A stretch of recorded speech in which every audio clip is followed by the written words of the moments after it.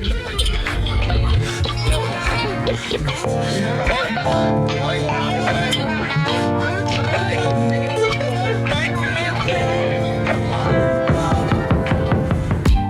to the People's Guild.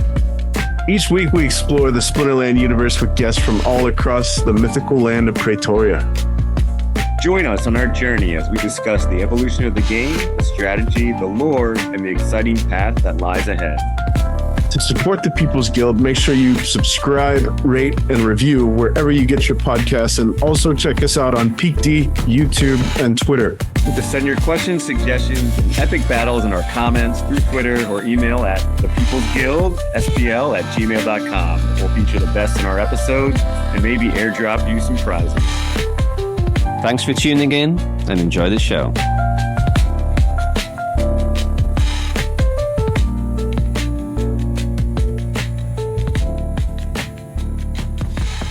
Welcome back to the People's Guild. Another week, another episode, another great guest. One of our best buddies in all of Praetoria. He is one of two current members of the Black Arcane Buttercup Mer Club. I think he's a founding member of the Buttercup Mer gang.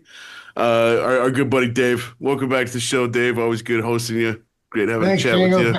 Yeah, happy to be here and happy that you're going to finally be revealing the song that, converted both Blaze and I to be part of the Buttercup Mer gang. So I'm really looking forward to tonight. Wait, I have a black foil Buttercup Mer, I think. Yeah, you got to have the arcane. It's not an arcane. You got to get the arcane. It's got a shimmer. You can be an intern, like like what a pledge. Jimmy the Gopher. Yeah, we even have our own icon. Have you seen the icon, Jimmy? Which icon? For Buttercup Mer, we actually have an icon. It's like this little cute little girl with antlers coming out of her head, and then a picture of a knife, the actual, with like blood dripping character. down. Yeah, like the character. Yeah, on the card. Yeah. Oh yeah, I've seen that. I got one. Of course, I've seen it. No. It's like an emoji style. Oh no way! Interpretation. Yeah, I'm gonna show it. I'm gonna show it to you. Jingles, can you put it in your nice in your thing? Yeah. Otherwise, I'm gonna have to go hunt it down. I should be able to screen share. We got a gang sign. We got everything going, man. Like Buttercup. Sign. Nice. Yeah, the Buttercup Mer. BCM, you do the thing with the hands and the big with the flash the sign. Hats, tattoos, man. We got a Buttercup Mer tattoo already. So yeah, we're getting there. Did you get it on your full back? No, I actually haven't got it yet. It's been designed. I haven't gone down to the tattoo parlor yet. But are you gonna get it on your full back? I mean, if you're gonna do a full back tattoo, that would be the one, I would think. Oh, speaking of tattoos, this is the thing I always do. If anyone ever gets like the Fat Jimmy logo tattooed on your body, you get a permanent discount on Fat Jimmy amplifiers. Just so you know. And it's proportionate to size and location too. So how much of a discount? Because depends. Maybe like at least 10%, but it depends on like size and location. Like if you get a full back, that might be half off. You got to roll Mike Tyson and like full face tattoo, Fat Jimmy. That's a hefty discount. Free one. That might get you a free one, or at least 90%. That'd be pretty close. But you should be able to screen share, Dave, if you got to pull it up. I can. I just found it. So how do I screen share here? Let me find my green share arrow there at the bottom. There you go. All right. So here you go, Jimmy. You're gonna really like this one. Okay. Can you see it? Oh yeah, there she is. So, right. dude, that's awesome. The thing that I love about this is, imagine playing a battle and being able to drop this emoji on the screen as, maybe some casual shit talk, or like, yo, I'm part of the gang. Here's my card. Here's my evidence. Like having these soulbound emojis, that sort of stuff would be really, really fun. And also it's a good looking emoji. I love the bloody knife and the cute cute looking emoji. This is a Yeah, little that's savage. freaking badass. Yeah, I mean, those are the kind of things I'd like to do. They're fun, right? Did it take a long time to do that? No, Blaze and I just came up with it because we started our own gang, right? After listening to the Buttercup Mauler song. And like all good gangs gotta have emojis, they gotta have tattoos, they gotta have, all that kind of stuff. So Hand signals. yeah, hand signals we have our own gang sign. It's Yeah. it's this. Can you see my hand? So it's like Yeah. the thing, and then this. So it's like that, and then like Well, it's like Buttercup Spock, Mauler. but almost Spock, but that's hard. Buttercup, yeah. And that is, we consulted a professional and, had our gang sign made. Nice. I love it, man. All this stuff is like coming off as offshoots, and I mean, all let's start here. All of this was born out of Splinter Vibes, if I'm not mistaken. So you and Blaze are in the kitchen cooking up a bunch of really cool music, and you guys got extra hyped about this particular song, and I've heard the song. It's amazing. We're gonna debut it here.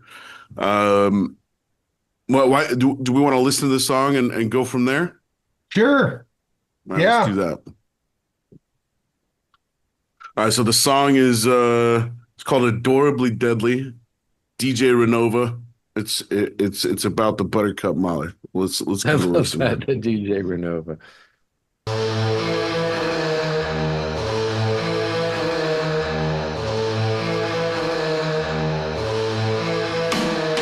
Silver's glades where the wildflowers grew. Lavendra danced with buttercups in her dew. Chasing sunbeams, a laugh light and free. Just a pretty young fae, as happy as could be. Oh, but now there's a reason for a different kind of sound. As the buttercup Molly stalks the forest ground, with a laugh sweet as spring and antlers sharp and keen. You'll know her by the red where the buttercups have been.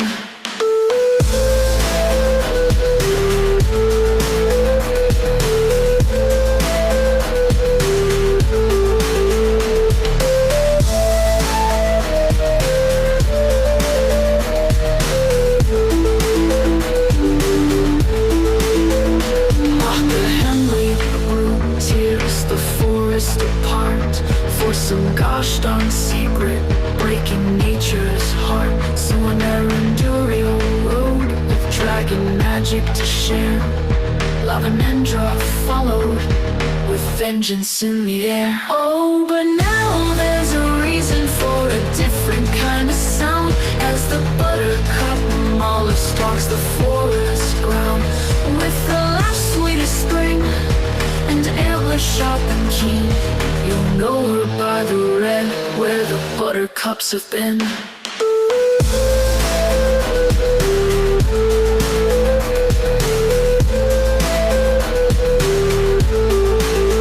In Blackmore Basin, the laughter still flows as she slips past defenses where the wild wind blows. She giggles at scouts, fumbling to hide in the trees.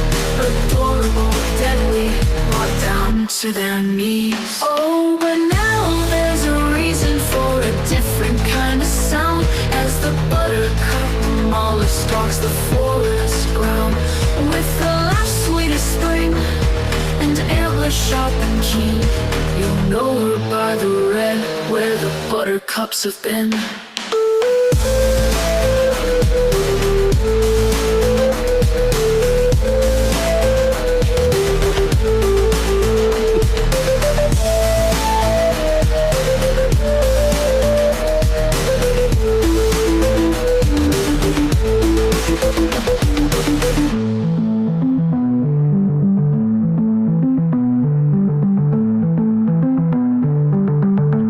Explosion. In Blackmore Basin, the laughter still flows as she slips past defenses where the wild wind blows.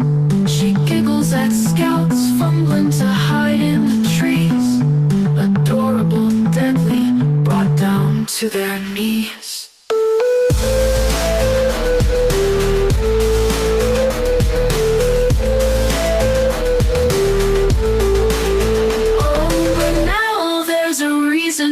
a different kind of sound as the buttercup mauler stalks the forest ground. With the last sweet spring and antlers sharp and keen, we know her by the red where the buttercups have been. Boom. Buttercup Mahler. Bam. That's Yeah. badass. That It is is. so badass, man. It's actually hilarious when I made the song and I sent it over to Blaze and like, hey, what do you think of this? Because I thought it was pretty good. And he's like, well, I wanted to slit my wrist, but then after I listened to the song for a little bit longer, it was actually really good. So and then the more you listen to the song, the more you actually like appreciate it, right? Like here's this sweet little thing running through the woods killing everybody. So she's pretty badass. And it prompted both of you guys to go to the market. I think you guys went kind of independent of one another, right? Yeah. Yeah. What happened was Yeah. there was like a couple days afterwards, like all of a sudden, I typically watch the market. I saw a Buttercup Molar for $300 on the Black Foil Arcane. I'm like, damn, that's pretty cheap. Typically I'm Whoa. looking for like 250, and I was like, 250 is like my floor, but I'm like, for that, I'm gonna go ahead and grab one. So I was like all excited. I go tell Blaze, he's like, damn, I wanted that. And I was like, yeah, I'm sorry, Blaze. And he was like, $360. And I'm like, what? I only paid 300. He's like, oh, there was one at 360. I was looking at buying. So I didn't think anything of it. He hunted, I guess the guy took it down who had it. He found out who it was, tracked them down, and made a deal with him and got one too. So, there's Bam. only Did you two- say I'll two of sell them. you mine for 1,000? Yeah, no, I'm You can't once you get in the Buttercup Mauler gang, Jimmy, you can't get out. Like you're Okay, so I just checked my collection. I lied. I don't have a black foil. I thought I had bought a black foil. Yeah, I've got a yeah. gold foil. Well, So I don't know if that's that's gang okay. We said you could be a pledge if you had a black foil, but I'm sure there's something below a pledge that we could give you for a gold foil. Yes, it's called a peon. Oh shoot. Well, there's only two in existence right now. So, it's a super exclusive club. There's going to be 20 on the high end Yeah. when it's all said and done. Yep.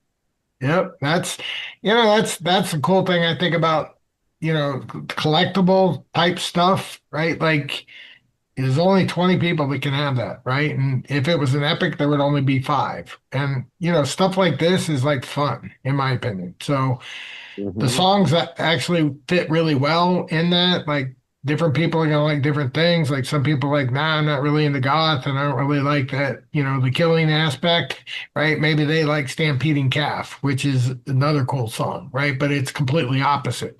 And what music does is it tells the stories and it does it in a way that's, like the style that you would like, right? And then all of a sudden people start like I like Stampeding Calf now as well, more just because it's a cute little thing that has a pretty cool song too. I don't know what you got. Go ahead, Jimmy. No, what were you saying? I was gonna say I don't know what song Jangles has. I know yeah, I picked one too. another song at some point, but the point is like all these songs, you're gonna find your own vibe. That's why we call it Splinter Vibes, right? Oh, Like, there were so many genres. I was going through, and at first I kind of was, you'd listen to some, skip some at the, depending on how they started off or the first minute or whatever. But there were so many. There are so many genres represented.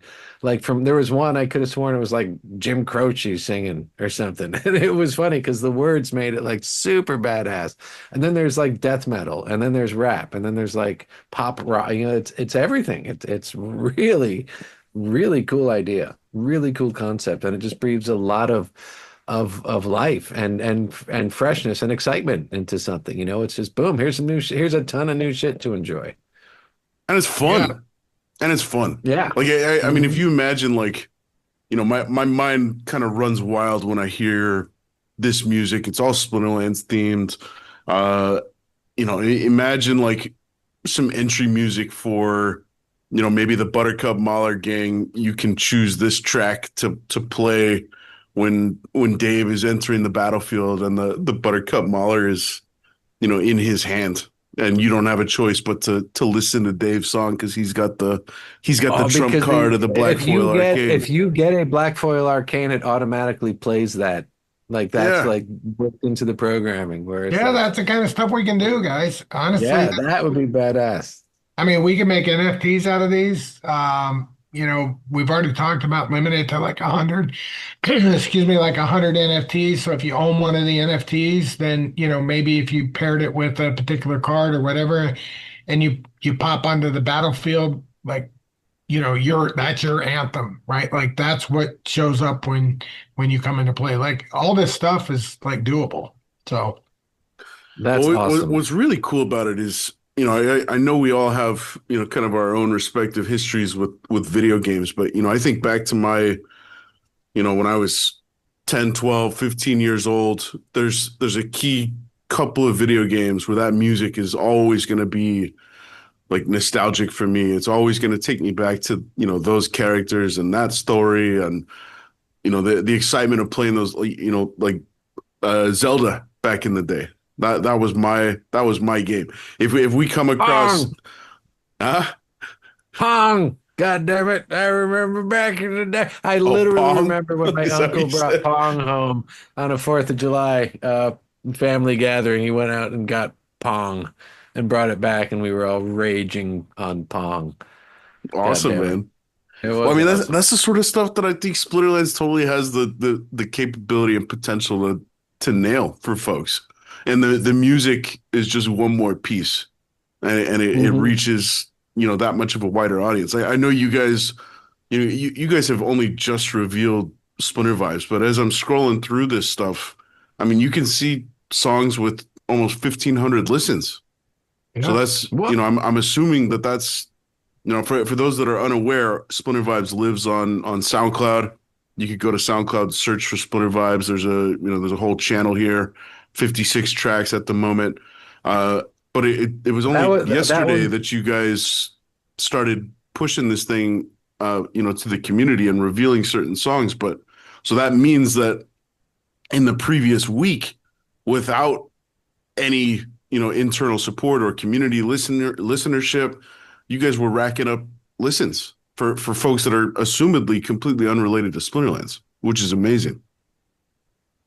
yeah, we've had 10,000 people before we told anybody. 10,000 plays, which is pretty damn good. Whoa. Yeah, less than a week. I was Less going to say, than- I'm looking at the numbers, and the 1,500 is the Buttercup Mahler song. So I was going to guess that was just Dave listening to it 1,500 times, but that's not the case then. That's not, no. Wow, that's amazing. And we haven't really rolled it. We rolled Holy it out to the influencers, which is you guys, but you guys are actually leaking it. We actually haven't told the community till tomorrow or Saturday, I think. I forget which day, but I think Saturday is when we're going to be coming out with it. Wow. That's amazing. That literally, that's blowing my mind that it has that many outside listeners that aren't related to Splinterlands. Like all of a sudden, that's more marketing by accident than we've done in like ever, or since the Brave days. Yeah, Yes, people it's- are like, how is that going to help, right? Well, look, they come there, they listen to the song, they're like, hey, that's really cool. Number one, you got a great impression, right? Number two, if they discover other ones, right, then they can discover more of the project, and then every single song tells them this is from Splinterlands, it's an in-game thing. I mean, I would think that if you start listening to a few of them and you like them, then you're probably going to want to go find out more about Splinterlands. It's just natural. And let's not forget, we know the art is badass, and the thumbnail on SoundCloud is the character. It's the black foil version of that character, and it looks great. It's eye-catching shit for sure. Yep. For And we're sure. limited to SoundCloud. We just started with SoundCloud. There's Spotify, which is even bigger. There's at least a dozen sites just like SoundCloud. So, if we get 13,000 in a week on SoundCloud, we could easily get 10x that on the other sites. But, when you're rolling Dude, something and like this out- Spotify, if you guys hit like a 10 million listens on Spotify, I think you make like 6 cents. And that could go Yeah. straight to the deck. Yeah. Yeah, I'm not really too concerned about the monetization part, but I definitely want to I'm just get. being funny on that there, but Yeah, that's about the number. That's from yeah, what I hear. That's about what artists make on there. yeah, yeah. I mean, my goal is to, not only that, but in game, like I know, like we were talking about the songs coming up when you play. Like if you have like a really badass song, and if there's 100 of them, and we have 20,000 people in the game, well, you're going to be one of only 100 people that could have that be your anthem when you come out into battle, right? Like there is something to say about NFTs and things like that. And while I don't expect these to be like $100 a piece or anything nutty, it's still an NFT, and it's still something that we're going to be able to use to, create fun and excitement. Like if you open up a loot box, or you win something, you play and it gets some kind of achievement, all of a sudden, boom, here's your prize. Oh, you got the Buttercup Mauler song. Like, oh, cool. And That let's would say be you some don't. great prizes and chests, that Yeah, more of exactly. those things where So, it's like, man, I just got access to this song, like to play when I'm raging on the yeah, battlefield. yeah. And That's then if you don't like it, you can sell it, right? Like, no big deal, right? No hey, problem. $10 is $10. Bam. Yeah. Love it. Love it. It's just amazing. Like hearing all of these things where the potential of all of blockchain gaming, really just scratching the surface. All of these things are possible. And it's really exciting to just see these things just all of a sudden pouring out. Agreed. Jangles, what do you think? I love it, man. I mean, I think the implications are red. We've kind of long talked about what do rewards look like outside of SPS, and including fun stuff like this, I think is a perfect first step towards, kind of discovering that stuff. I know Jimmy is a big music guy. I'm a big music guy. Probably not to the same degree, but music has always played a big role in my life and my friendships, and stuff that we've experienced throughout college and after graduating. So music holds a special spot in my heart. So like this sort of NFT exclusive music, right? That's tied to my account. That's going to be something that speaks to me. It might not speak to everybody, but the fact that you guys are, approaching this with an open mind and starting to test the waters on what are going to be the things outside of SPS rewards that speak to people. I mean, this is just a drop in the bucket, right? Like we can go a million different directions, and there could be literally something that's going to speak to everybody. So like at the biggest level, I think that's what excites me the most. Personally, I really love the social interaction. I love the shit talk, and if I could bring in, a combination of, this would probably prompt me to go out and get an arcane. Like if the only way to unlock like my entry music and my ability to slap an emoji on the battle screen is by getting a black foil arcane, outside of hoping, I do continue to buy the occasional stack of packs and rip them looking for one of those cards. But if there was something like the exclusive club that got you access to playing the trump card on music and unlocking some emojis that I could use to engage in the battle with, you bet your ass I'm going to go buy an arcane card so that I have access to that stuff, so that when you're playing Jangles, that you're getting some fun shit talk and experience on the other side. So I love it, man. Mute right away. It's awesome. You just hit mute. Oh, Jangles, I gotta hit mute because it's gonna be blasting me out with this stuff. Yeah, but don't forget, we can also do visuals too, Jimmy. Like you saw the emoji, right? She's got a little knife going. So maybe after Jangles beats you up, right? He may take that knife and stab it through your head or something, Yeah, right? mute this, mute this, Mute this. And you can type it in the chat there. Mute this, buddy. I mean, at the end of the day, That's though, that's what we're trying to do is like, deepen the Yeah. connection. And I can tell you from doing it, like I've had to read the lore. I had to, get the song written in a way that told the story, and in some cases funny. I don't know if you guys got a chance to look at Twitter, but we put the Furious Chicken out yesterday, and talked about the chicken revolution. And it's if you listen to that song, it's also a very cool, unique song that that anybody who was around when the Furious Chicken was around is going to appreciate, right? And the people that weren't around for the Furious Chicken are now going to know a little more about the Furious Chickens and why it was pretty cool. So that's kind of the point. Yeah, I love it, man. And there's some stuff, to Jimmy's point, if every single track you scroll down it's almost a different genre. Folk and singer-songwriter, alternative rock, metal, soundtrack, hip hop, pop. Bass and drums. Drum and bass. Yeah. Yeah. There's jazz, there's, like old school, there's stuff that reminded me of like Bonnie Raitt back in the day. There's just there's literally something for everybody. There's Latin genre that's marked down. There's dance hall, disco. I mean, you name it. There's going to be some song that is going to tickle your fancy, and I love that. We have two songs, one in Spanish and one in Tagalog, which is Filipino. Which one is in Tagalog? Yeah, I have to look, but. Let's see here. I'll find it for you. That's awesome. Oh, is it the Fenmore Gorgon? Yep. I was listening to that yesterday. I was wondering what the language was. That would be okay. Yeah, I remember. That's badass. It's a badass song too. It's in Filipino.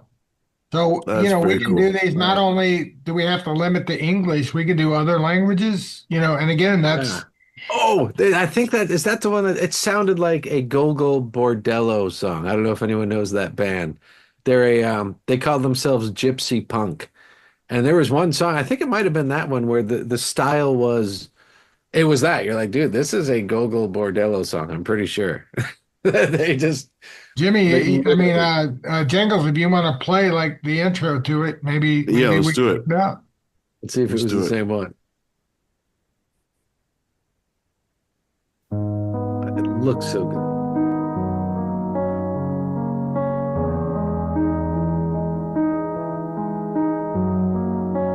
Sa ilalim ng Fenmore, lihim ang aming buhay. Walang bakas, walang gulo. Sa aming taglay, sela ang lalanggantay. Walang kaparis, lakas at karunungan sa kanya'y bumibihis.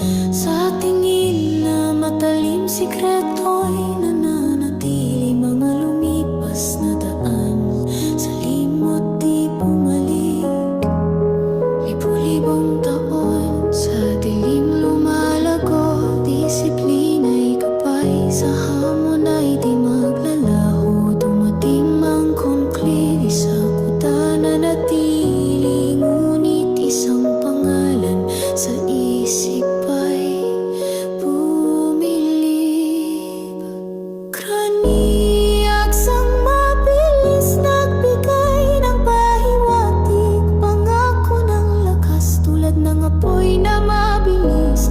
Ngunit sa hukbo niya, sa bangkay na nabuhay. Nakita ni Sela ang tanging patunay na ang buhay ay pagpapatuloy kahit sa kadiliman. Kaysa mabulok na lang sa anino at kawalan. That's not Gypsy Punks. That's not Yeah, that was not the Gogol Bordello. I didn't know if that was Gypsy Bunk or not, but yeah. No, Gypsy Punk is you'll know it when you hear it. You'll be like, oh yeah, that's obviously Gypsy Punk. What's so amazing is I know you guys Eastern leaned Bloc. into AI generation of all this music. Oh, I think I found it. It's convincing as hell, man. Like some Oh of the my stuff, God, yeah. it sounds, it does not sound. I've done a lot of AI generation stuff for the business here, and Oop. a lot of that stuff ends up Sorry. sounding You know, like you can very quickly peg it as AI. I think most folks, the average music listener is not going to listen to this and say, "Oh, that came out of an AI generator." It's super convincing. Yeah, yeah, I'm impressed. I'm impressed, and it does take some work to make it happen, but we get used to it, and not only that, the story and what the song is makes a difference too, right? So it's not just the singer, it's matching the character to the vibe and all that kind of stuff. So anyway, yeah, I Totally. like there's a bunch of them that are favorites in my opinion. So depends on what you like, but there's funny. Another thing that I think is really cool is we tried to hit, not just Conclave Arcana, we try to hit a lot of things. We try to hit the foundation, set. So there's quite a few of those cards in there with their own lore. There's reward cards, there's rebellion cards, there's untamed cards, there's beta cards. In other words, try to get a broad spectrum so that the whole story of Splinterlands can be told, one character at a time. We even Yeah, I have was our scrolling through. I saw Cubanas. Mighty Dricken. I think that was Yeah, one that you guys just published. yeah. Yeah. That's Yeah. that's Gold Matters. Gold Matters was like, hey, what about the Mighty Dricken? After he saw the Furious Chicken. So Mighty Hell Dricken. yeah. Hell yeah. I got one of those. Bam. There's not many of those in existence, I don't think. No, there's not. In fact, there's only one gold foil. Yep, One. That that's yeah, belongs to that's Gold Matters, doesn't it? Yeah. Oh yeah. oh yeah. I sold it to him for $15. Wow. You're a I'm very kidding. generous I'm man. kidding. Back in the day. No, I'm joking, of course. I think I found There's the gypsy. 89 cards. I just looked it up. 89, Nice. 89 regular foils. Nice. I've got one. There's Yeah. one going for Bam. 66666 at the moment. Demonic little bird. Go get it. Awesome, man. I think I found the gypsy punk, man. I think I found it. Which one is one? it? I think it's Get Off My Lawn. Oh yeah. Can you play just the beginning? That's I tried to play that before for a second. That's where I lost audio. Let's see here. Get off Towards my the lawn. bottom. Yeah, towards the bottom. Oh, yeah. Okay. Above the chicken.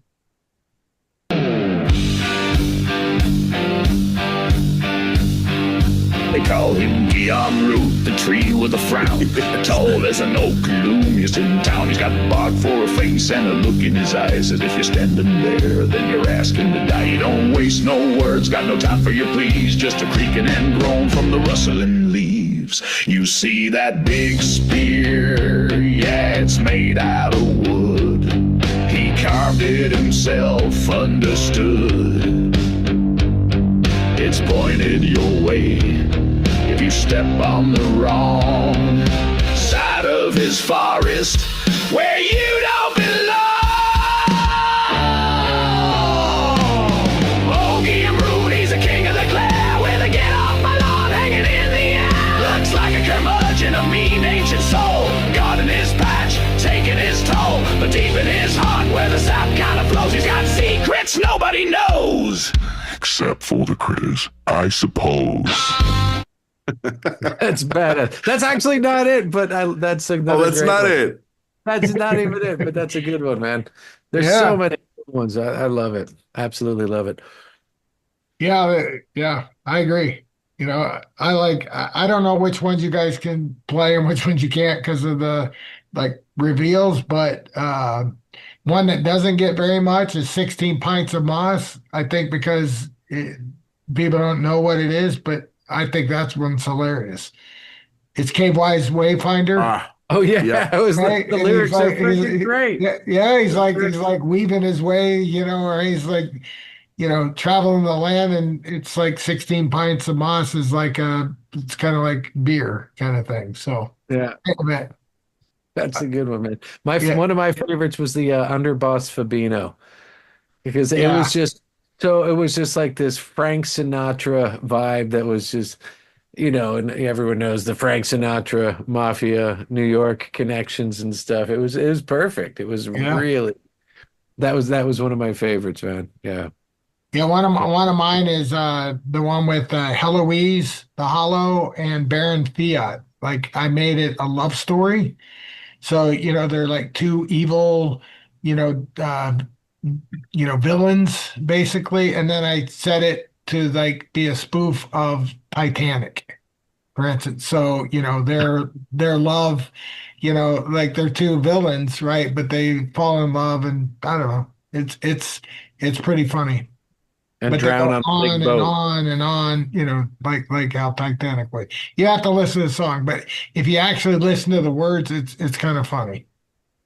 And also, they wouldn't be a very like she's this big, beautiful, dark, girl, and he's like this little smarmy little tax collector dude. But Oh, supposedly, speaking of that, the other song about him, the Hemsling and Fortune, Halfling and yeah, Fortune. Sorry. yeah. He's like, Yeah. yeah, That's a great. That one's so. That's another great one, man. yeah, Yeah, these Lil are Levy. awesome. oh, Yeah, but Lil, yeah, I'm pretty sure that one was claimed yeah, it for a was, reveal, so I won't play that one. But yeah, yeah. um, nice. yeah, before we switch Yeah, gears off of Splinter Vibes, there is one more that I wanted to play that I really like. Um, let's go ahead and play it now. It's the yeah, Anna yeah. Teeler song, the Ember Sworn Blues. Good one. Slapping the bass, yeah. Slapping the bass, yeah.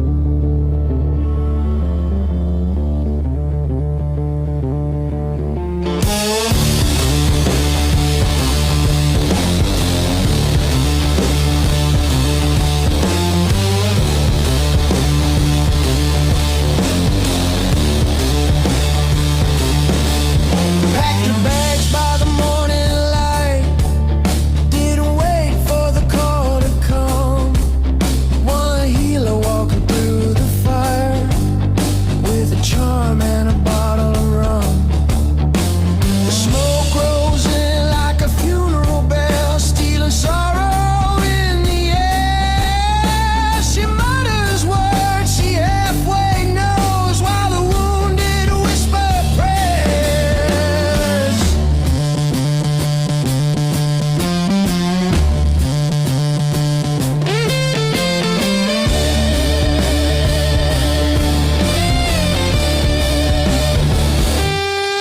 Oh, summer number one, you're stumbling through a broken storm, but every spell, even half gone wrong, still keeps the dying holding on.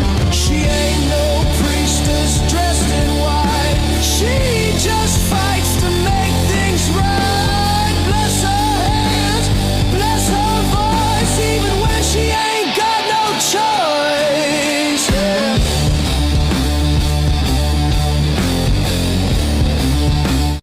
All right, we don't need to go through the whole thing, but that's one of those ones where I feel like connection or not to Splinterlands, that's gonna click with somebody. Like it's a catchy rock I mean, song.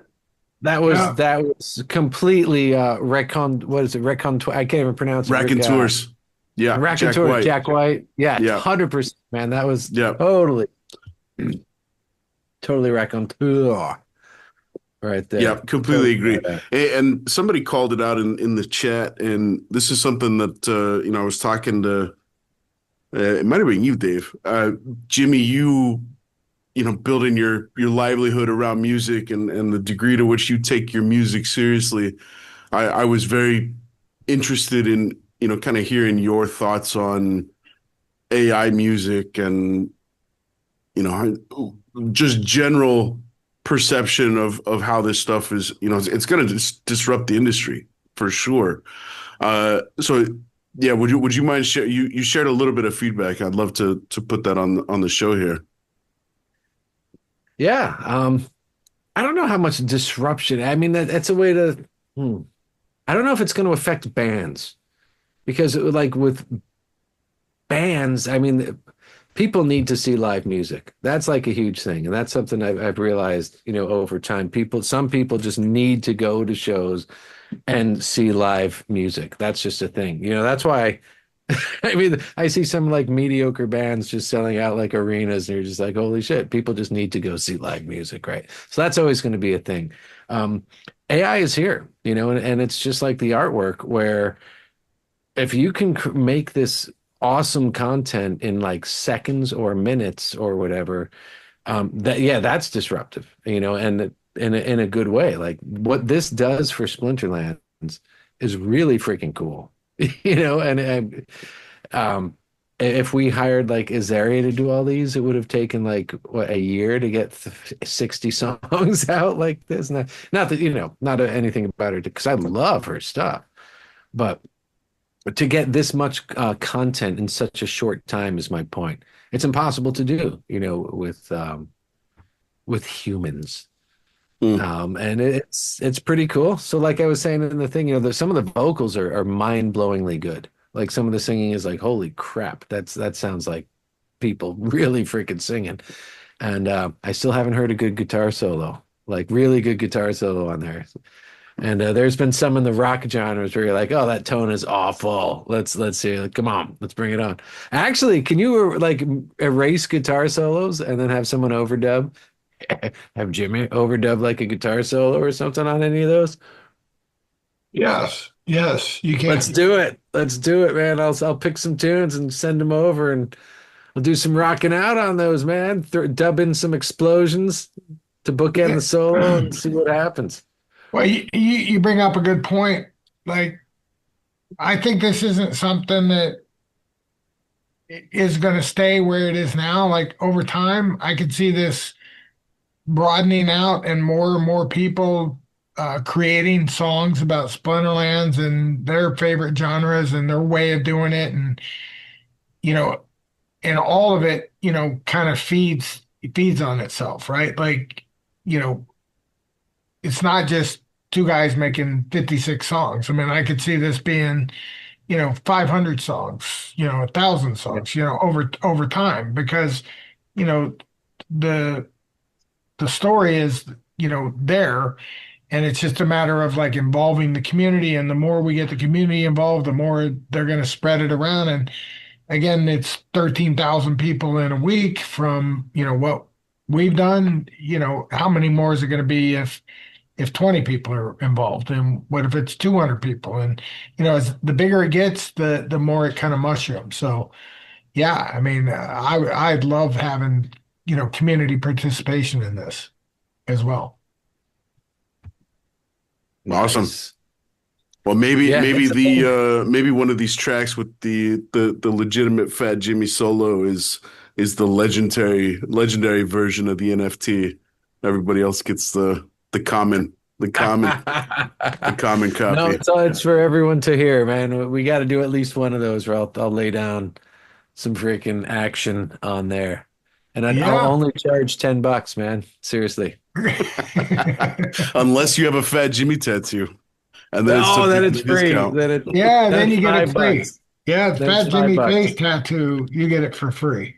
Oh, if it's a face tattoo, absolutely. Like instead of the tear from the jail thing, you got a little Fat Jimmy logo in the teardrop. Bam. Little axe with an FJ dripping out of the eye. Nice. But no, I'm serious, man. Let's if you can take a solo, I'll pick a couple tunes and be like, bam, send those over. I'll freaking rage on those. That'd be pretty cool to check. Yeah. Yeah, I mean, you can do a lot of things. Yes. Awesome. Bam. Well, let's shift gears here, Dave. So, I mean, Splinter Vibes is certainly one of the big news items of the week, and it's one that I'm super excited about. But I don't think I think it pales in comparison to. There can't be more. There can't be more. There can't be more. There's not more. Well, hold on. There's more. No. Is that the line? So Splinter Vibes is awesome, but I think the big thing that's carrying the candle this week is we've landed on a name. We got Frontier mode coming, Frontier format, one of the two, coming to the servers next week. Name was just decided. It was voted upon. Nate made a formal announcement a few hours ago. Dave, how how meaningful and impactful are you seeing Frontier mode being in the short, medium, long term? Where do you kind of see this thing going? Let's start small and go from there. I think that this mode is going to change people's perceptions about what opportunity lies ahead. So right now we've been in an environment where we got a cool game, a premium game. I think I've talked on your show. I mean, look at the amount of money people are willing to spend on the game, like the depth that we have. Like there's a lot of great things. We have some things we need to improve.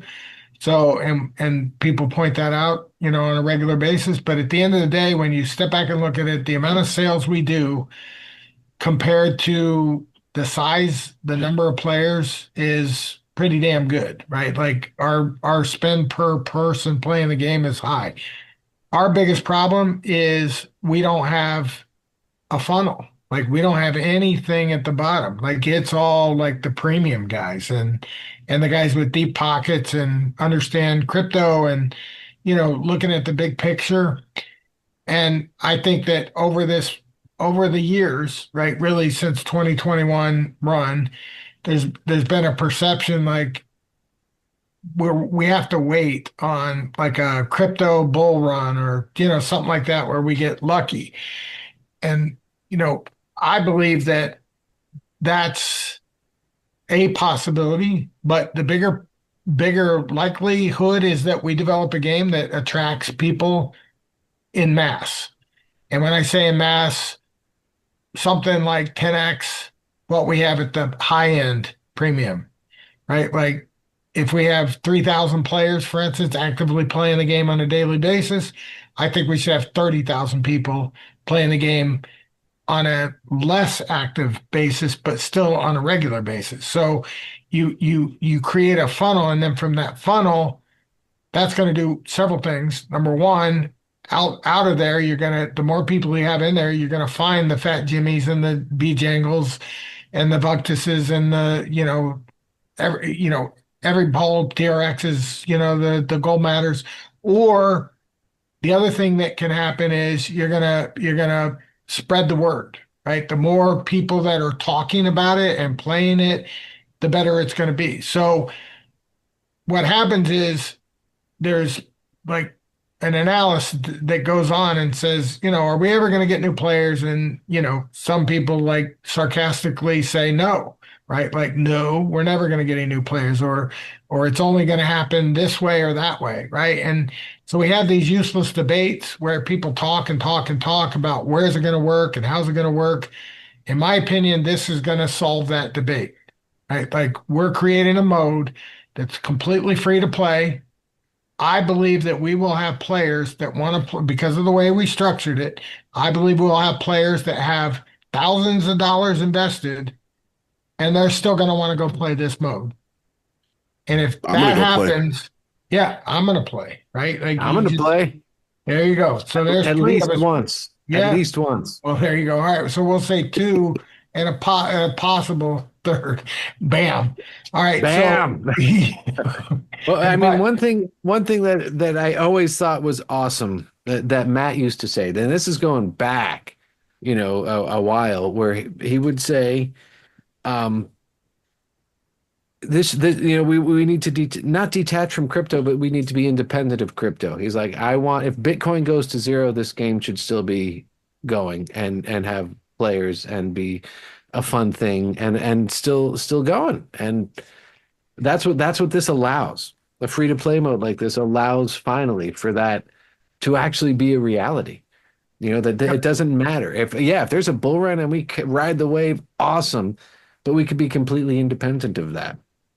Yep. And not only that, what it does, and this is the part that I think a lot of people are going to find out. Like, I don't think too many people think about it, but I do. Like, I definitely have thought through this this is what I do for a living and, outside of Splinterlands is, try to understand the implications and what this has to do. Like how's this going to impact things? And, if people don't believe that we're going to get new players, then they're not going to be that excited about, the future, right? Like how long can you go without getting new players? Like anybody running a business kind of understands, like you got to have new people walking through the door. You can't just have the same people going through and expect like people die, people get bored, people move, whatever. Right. And so the lack of getting new players is holding us back. Right. Like when you look at it and you're like, damn, look at all these cool things we got. Look at those black foil arcanes and look at the deep gameplay. Like Jangle's talking about how great the game is and how fun it is and how they really knocked it out of the park. Well, we're selling it to a limited audience, right? But as we get, if we change that and we don't have a limited audience anymore, now all of a sudden those messages are heard, right? They're heard by more than just the people already in the bubble, basically. So those people are in that bubble. Other people don't know about that. And that's what this is going to do. This is going to bring people into the ecosphere, right? And they're going to be able to learn all about Splinterlands. And I give this example to explain it to people. Like there's people out in the world that if they heard you can make 15% by putting your money in a bank, a CD, any investment vehicle, and it was a roughly 15% return, there's a lot of people that would do that, right? Like there's a lot of people that lose money chasing people that say that that's a happen, right? In other words, whether or not it does happen, the point is people are definitely attracted to that, right? So if you got money, a certain percentage of, let's say 10,000 people, a certain number of people are going to want to do that. Well, we actually have stuff like that, right? Like our liquidity pools, our land staking pools, we have different mechanisms, just land in general, right? That can give you an ROI. And if these people just knew about it, like you would get a certain amount of them there, but we don't get to that point because we never built the funnel. We never built a place for them to, play.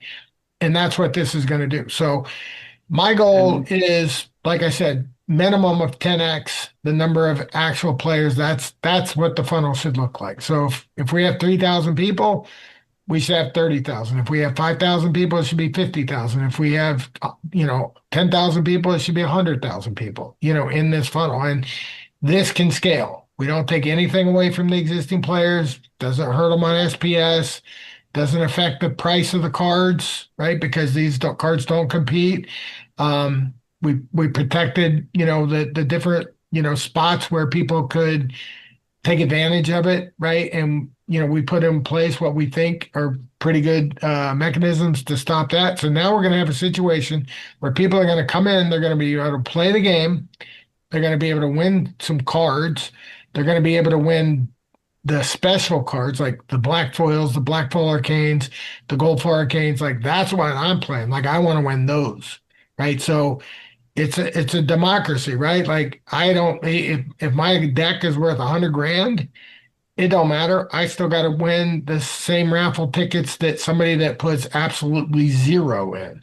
So we all get an even shot at earning those things, right? And so then it becomes much more exciting. And, again, you're giving them things that not everybody's going to want, but I think a high percentage of the people are going to be pretty damn pumped if they pull a black foil 101 legendary arcane out of one of these raffles, right? Like I personally think they're going to go out and tell about, 100 different people like, look, I just got this cool card. And by the way, I can sell it and get money.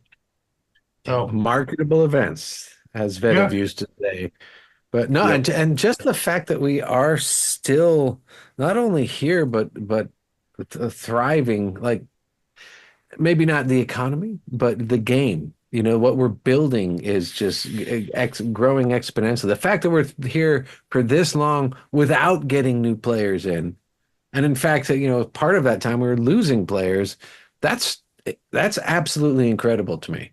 That blows my mind. That just shows that if we can get through that, all we need to do is just learn to turn on the faucet, and there's no stopping it. That's why I'm still here. There's been that hope the whole time that somehow this will turn around, and we're going to learn how to turn on that faucet. And when we do, buckle up, kids. Yep. Yeah. Hold on to your butts. Yeah. I mean, it's like what doesn't kill you makes you stronger. is definitely applicable here, right? Like we learned things that we shouldn't have done, and at the end of the day, we did enough things that made us strong in certain areas, and then you eliminate those negatives and you add in some positives, and boom, bam, Boom. as Jimmy, Bam. bam. Bam. Yeah, I mean the staying power that we've proven over the years is really amazing, and I'm stoked for Frontier mode. It gives us like a very passive, crypto passive, I guess is a better way to phrase it, approach to walk into a gaming shop and say, hey, like do you play Magic the Gathering online? Do you play Magic the Gathering in person? Have you heard of Splinterlands? And you don't have to immediately jump into navigating Hive and getting SPS and how do you get DEC? Oh, DEC is a product debt backed stable coin. You don't have to have all of those very slippery conversations with folks right away. Instead, you can just focus on the gameplay and let the gameplay do the selling. And the gameplay is fun as hell, and it's continuing to get more fun. And I expect that kind of ongoing refinement to continue.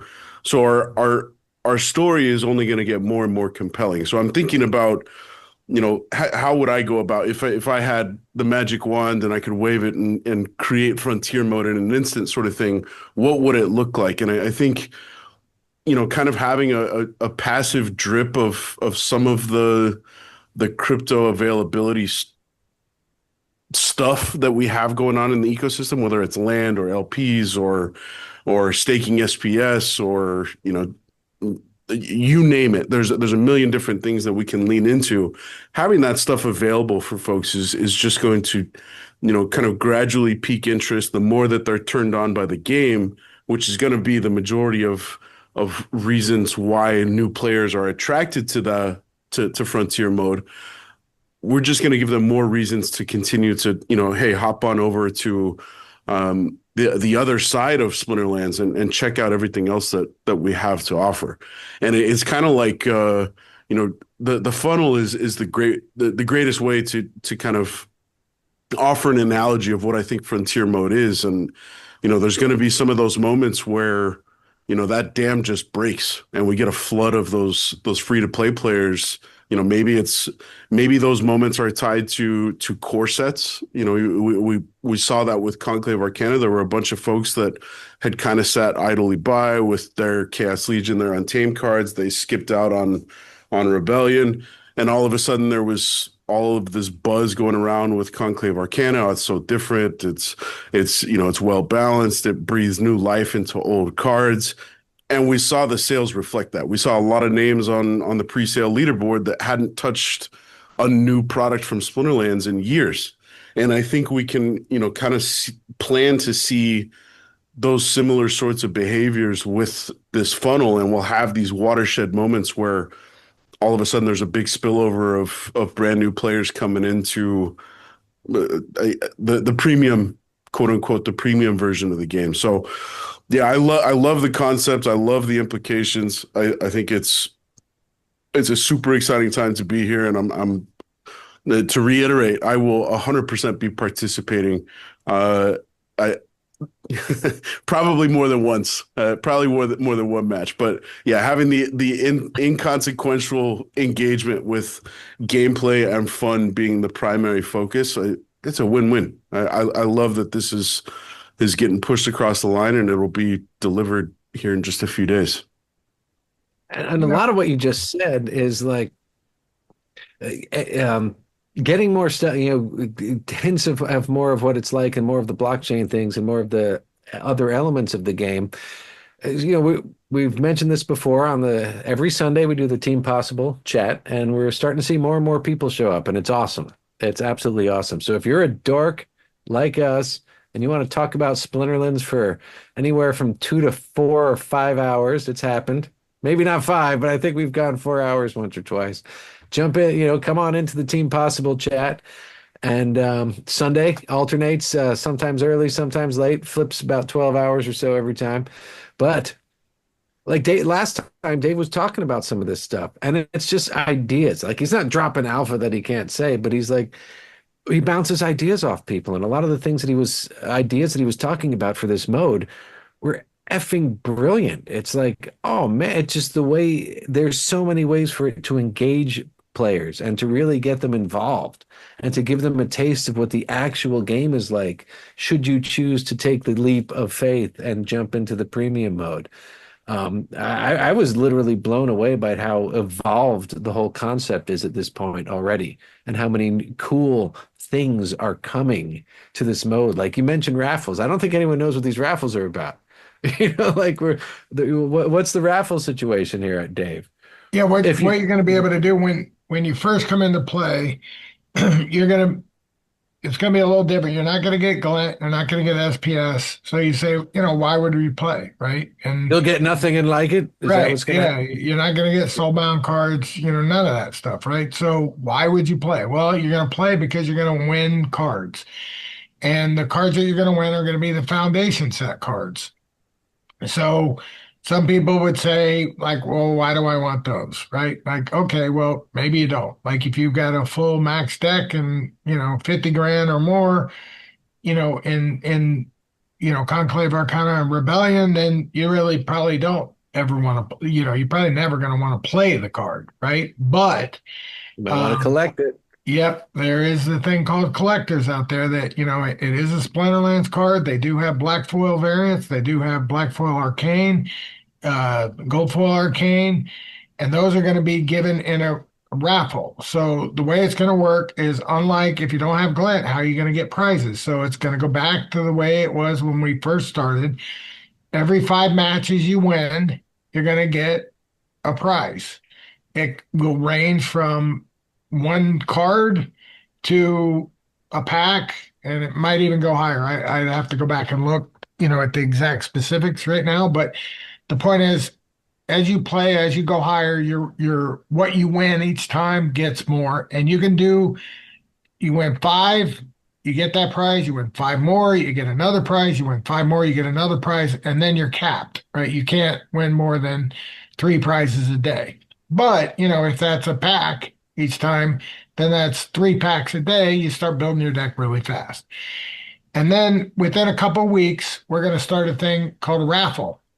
And what that is again, we're going to take the black foils, the black foil arcanes, and the gold foil arcanes, and we're going to put them in a bucket. Like we have a bucket for the Conclave Arcana special stuff. That's there and working as intended. We're going to do the same thing for this mode, for the Frontier mode. And in that bucket, it'll be a Frontier bucket. There's going to be 76 prizes each and every week for 2 years. So that's what all those cards, all those black foils, all those black foil arcanes, all those gold foil arcanes come out to. So if you're playing, and let's say that there's only 76 people that are playing, you can't win more than one a week, right? You win, one each week, but you can't win more than one a week. So you're playing, and when the next phase, when the raffle starts in a couple of weeks, so first you're going to get some cards, you start to build your deck so you can play against each other. Then a couple of weeks later, you're going to be able to play, and in addition to winning the cards, right, or the packs, you'll also get raffle ticket based on the size. So you might get 1 to 3, for instance. So every time you win 5 battles, you get a raffle ticket, for instance.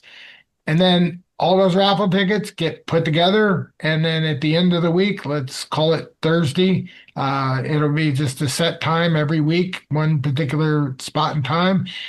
And basically everybody raffle tickets go in, and there's 76 prizes awarded. So as long as we have 76 people, everybody would get, a prize. If there's more than 76 people, you get your percentage chance. So for instance, if there was 760 people playing it, you'd have about a 10% chance of getting a prize, which is not bad. So you can look at it either way. Like people say, nobody's going to want to play that. Okay, that's cool. That means I'm going to have a high chance of getting these very rare cards. Or you can say, well, everybody's going to want to play that, in which case maybe I only get a 10% chance of getting a card. But that's okay. I'm happy to have it, I'm happy to go play and win these raffle tickets to have my chance at getting, that card too, because if I have a 10% chance every every 10 weeks, I get one of these really cool cards. It could be a one-on-one. So that's kind of how that's going to work. And then phase three is once the raffles are out there and people are starting to earn the raffle tickets, then there's going to be a third mechanism or a new mechanism or two new mechanisms actually, where you can also earn raffle tickets. And that is you can first burn cards. So let's say you built your deck and now you got a full deck that all you can have, and now you start winning these extra cards. What are you going to do with them? You could sell them, right, and take that money and buy other cards, like buy a spell book, buy SPS. You can do anything you want with it. It's your money. Or you can burn those cards to get more raffle tickets. So that's the second mechanism. First mechanism, earning the raffle tickets in gameplay. Second mechanism is earning the raffle tickets by burning foundation cards that you won. And then the third is going to be, let's say you're like me and you just really, really hard to burn something. We're going to create a battle wagon dynamic where you actually stake these cards, and you stake the cards onto your, for the lack of a better word, wagon, like your frontier wagon. And they're going to earn you essentially raffle tickets. Like every X amount of points gets you a raffle ticket. And then again, you sum up all those raffle tickets, you put them in the raffle. Of course, the more raffle tickets you have, the better chance you got relative to everybody else. And it's a pure relative thing, right? Like the more people playing, the less chance, but the greater it is for everybody in the game. The less people playing, the higher odds you get. So I think it's a really cool dynamic. And that alone, I mean, not counting any of the other things we're doing, I think that dynamic alone, I know from a collector standpoint, there's going to be people like me. Yeah, I mean, if there's a one-on-one black foil arcane version of something, it ain't going to go for 50 cents. Somebody's going to buy it, including me, if it was 50 cents. So it's going to be higher than 50 cents. Whether it's going to be worth $50 or $500 is anybody's guess. But the point is, if it's a rare card, it's still a Splinter on cards, and it's going to have some value. So in my opinion, that's what's pretty exciting, because people are going to find that out. I love that you guys are using this as, I wrote an article about, before I really understood what, your intentions were for Frontier mode. I wrote an article called The Sandbox, kind of referring to, what I would have liked to see with this new format. And it feels like a lot of that stuff, what I'm hearing you say, Dave, is actually, we're kind of using the Frontier format as a little bit of a testing ground, right? Because it's completely inconsequential. It doesn't impact the premium side of the game. It doesn't impact the economy. So I feel like, a lot of these brand new mechanics, like the staking, being able to stake your collection of black foils or black foil arcanes that you're pulling from these lottery tickets. That's something that a lot of folks I know, when we were initially, whatever it was, maybe 2.5 years ago, talking about, what would a guild overhaul look like? And I think one of the big talking points was like a card vault, and being able to like stake these cards on your guild. Well, I feel like, we didn't really get a chance to flesh out what are the unintended consequences. What do things look like? How does this impact the rental market? How does this impact the card market?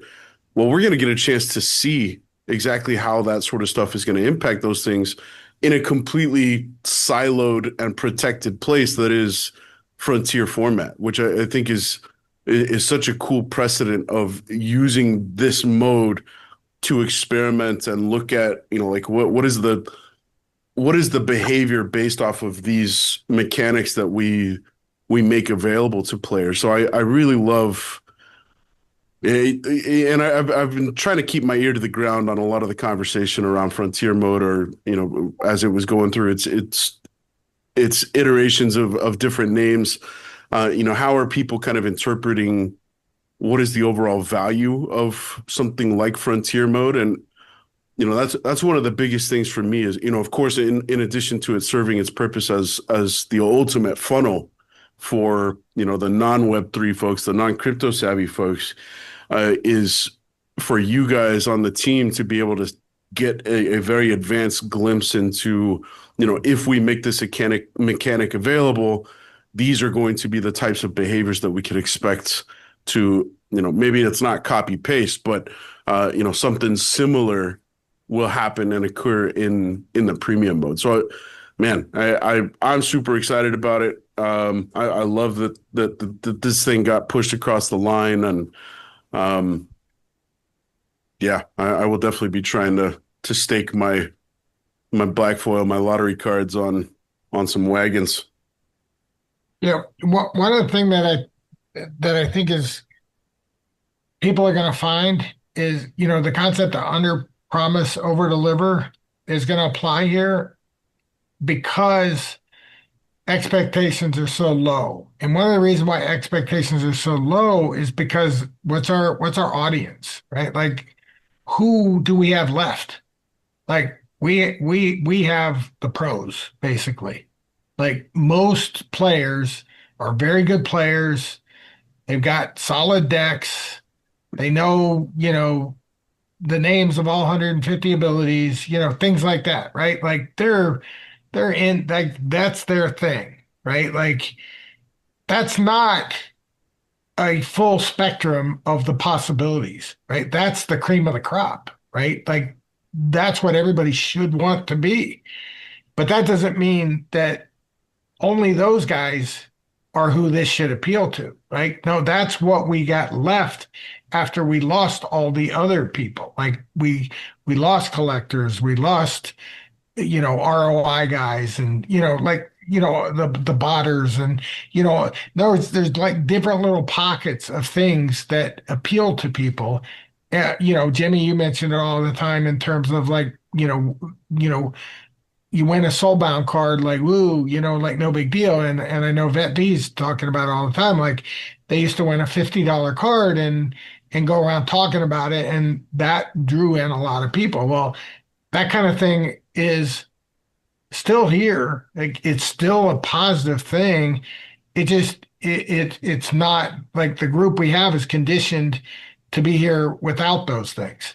What I'm saying is this new mode is going to bring back a lot of those kind of things, and then our numbers are going to be way more than what anybody expects because they forgot, right? They forgot what it was like, to actually win cards in battle, right? Like, I won a pack today. What'd you get? Oh, I got a legend. Oh, awesome. And you build a full deck, and and then you can win these special cards, and then when you feel like you're good enough, or you want to take a chance, you buy a spell book and you move on over and give ranked play, the premium ranked play a chance. And I really think that people are going to be surprised at just how big of a deal those things that we're putting in are going to have an impact. Like, just winning, even if it's 3 cents a day, is 3 cents a day to some people. Like, they will play for that. I've seen a lot of people. I saw people sell stuff on some of the other projects I've had. I mean, they literally will sell like 0.00001 cent. Just like take the time to go there and actually put a sell order in to get, like 1/10,000th of a penny, right? Like, people are strange, But having said that, the more that you get involved, right, the more chances you got. Like, I love the argument. I actually hate the argument, but it's ironic that a lot of people are like saying, like, win new players. When are we going to get, when are we going to grow, blah, blah, blah. And then they turn around and, like say, well, we don't want those guys, right? Like, if somebody like knows how to identify those guys, right? Like who do we want? Who do we not want? I mean, if there's I'm like, those guys. yeah, That's I mean, Jimmy. They're like, Jimmy's like, those guys. We don't want those guys over right. here. I mean, like, how do we know what we want, right? Like, we don't know. We don't know who knows somebody. I mean, when Bugtus came in, he didn't know anything about the game. He actually contacted CC Sajat in our guild. CC's unbelievable. She's in Indonesia, and he found out that she's in Indonesia, and he was brand new, and he wanted to join our guild. And she didn't return his message. right? So she'll never live that down from me, right? But at the end of the day, like That's she right. This never is the second time you're grinding it in. Right, Huh? but you never know, right? Like, what if Yeah. CZ, was like nobody would have ever like mapped out how Buctus got here, right? Like nobody would have ever said, "Oh, go get Buctus this way," right? Like it's to some degree chance, but it's chance based on odds, right? Like the more you have, the more those odds come into your favor. Uh-huh. And that's just how it works. And but the people that like, no, just go get the buck. This is don't waste your time with the little people. Like, no, that just doesn't work that way. That's I hardly mean, you any could tell business him. function that way. You could tell him that there is room in Team Possible if he does want to Yeah, I know. do Believe me, things. I tried, but he said So that same with ship sailed. Jangles. Jangles, there's room over there, Jimmy. It's a thing. Yeah, Yeah. we make room. We'll kick out like me or something to make room for you guys. Over there, it happens. And all these cool prizes you're talking about, packs, cards. Don't forget mustache skins. I'm telling you. That's Bam. we are going to have. Well, do you want to shift topics? Or are you done talking If the about that? topics is mustache skins, then yes. Well, you're the chocolate babies guy. I need to Chocolate hear from babies. Jangles. Jangles, are we okay to switch, or you want Go to for it, finish man. This is your show, Dave. it? Well, not my show.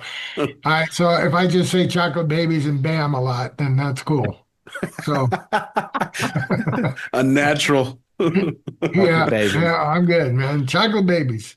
Chocolate Uh, babies. uh, so yeah, people are asking like, like obviously the music is one thing, but that was like not even part of the plan. Like, people in on our team weren't focused. That was more like marketing, but we actually do have several things in the hopper, one of which is what we're calling cosmetics, right? So mustaches are going to fall into Mustache. that category. So Yes. having Yes. said that, there are multiple cosmetics, right? Like multiple types of cosmetics. So I'm not sure exactly how that's going to end up falling because we don't have a spec sheet yet. But I will say that one day there will be mustaches in the game in some way. So Oh my God. Oh my yes. God. I'm not, it would be inappropriate to say what this did to a certain part of my anatomy right now. The whole, that this is actually happening. For all of you, all of those listening, Jimmy's mustache just stood up. That's what happened. Yeah, man. I'm looking through the cards and like Graybrow. His face is mostly obscured by the hat. That dude deserves like a banger, like Wild West, old school handlebar mustache that like drips down below his Like hat tying the brow. damsel to the railroad tracks mustache. Yes, that's the one. That's the Yeah, one. Yeah. that's the one. I think all the Ulans probably don't have a mustache either. So, there's Yeah, also definitely true. Ooh, definitely little room. little Zorro mustache on the Ulans. That would be perfect. Just that little tiny. Guillaume Root, the song we played earlier that you labeled, that big old tree dude, he could use Yeah, a yeah. mustache. Yeah, he definitely is Absolutely. pretty. Absolutely. Yeah, Absolutely. Underboss Firmino. It's another one. yep. Even Bella, she could probably use a mustache. Oh, 100%. 100%. Very sexy. Oh man, awesome. So Dave, what you're talking about the let's jump back there. So you're talking about the three different phases. Have you guys discussed internally and landed on kind of timelines to deliver this sort of stuff? Do you have a certain expectation of when all this stuff is going to be coming to full fruition for Pretoria?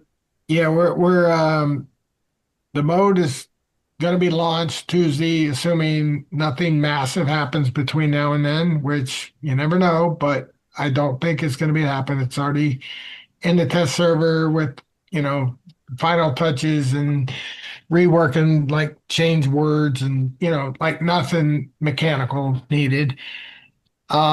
And they're already working on phase two, which we don't want to talk about phase three until we get phase two done, which is the actual implementation of the raffle mechanism, like, basically build a bucket, right? And then once the Frontier bucket is got its stuff in there and people can, win a raffle ticket for every 5 wins kind of thing.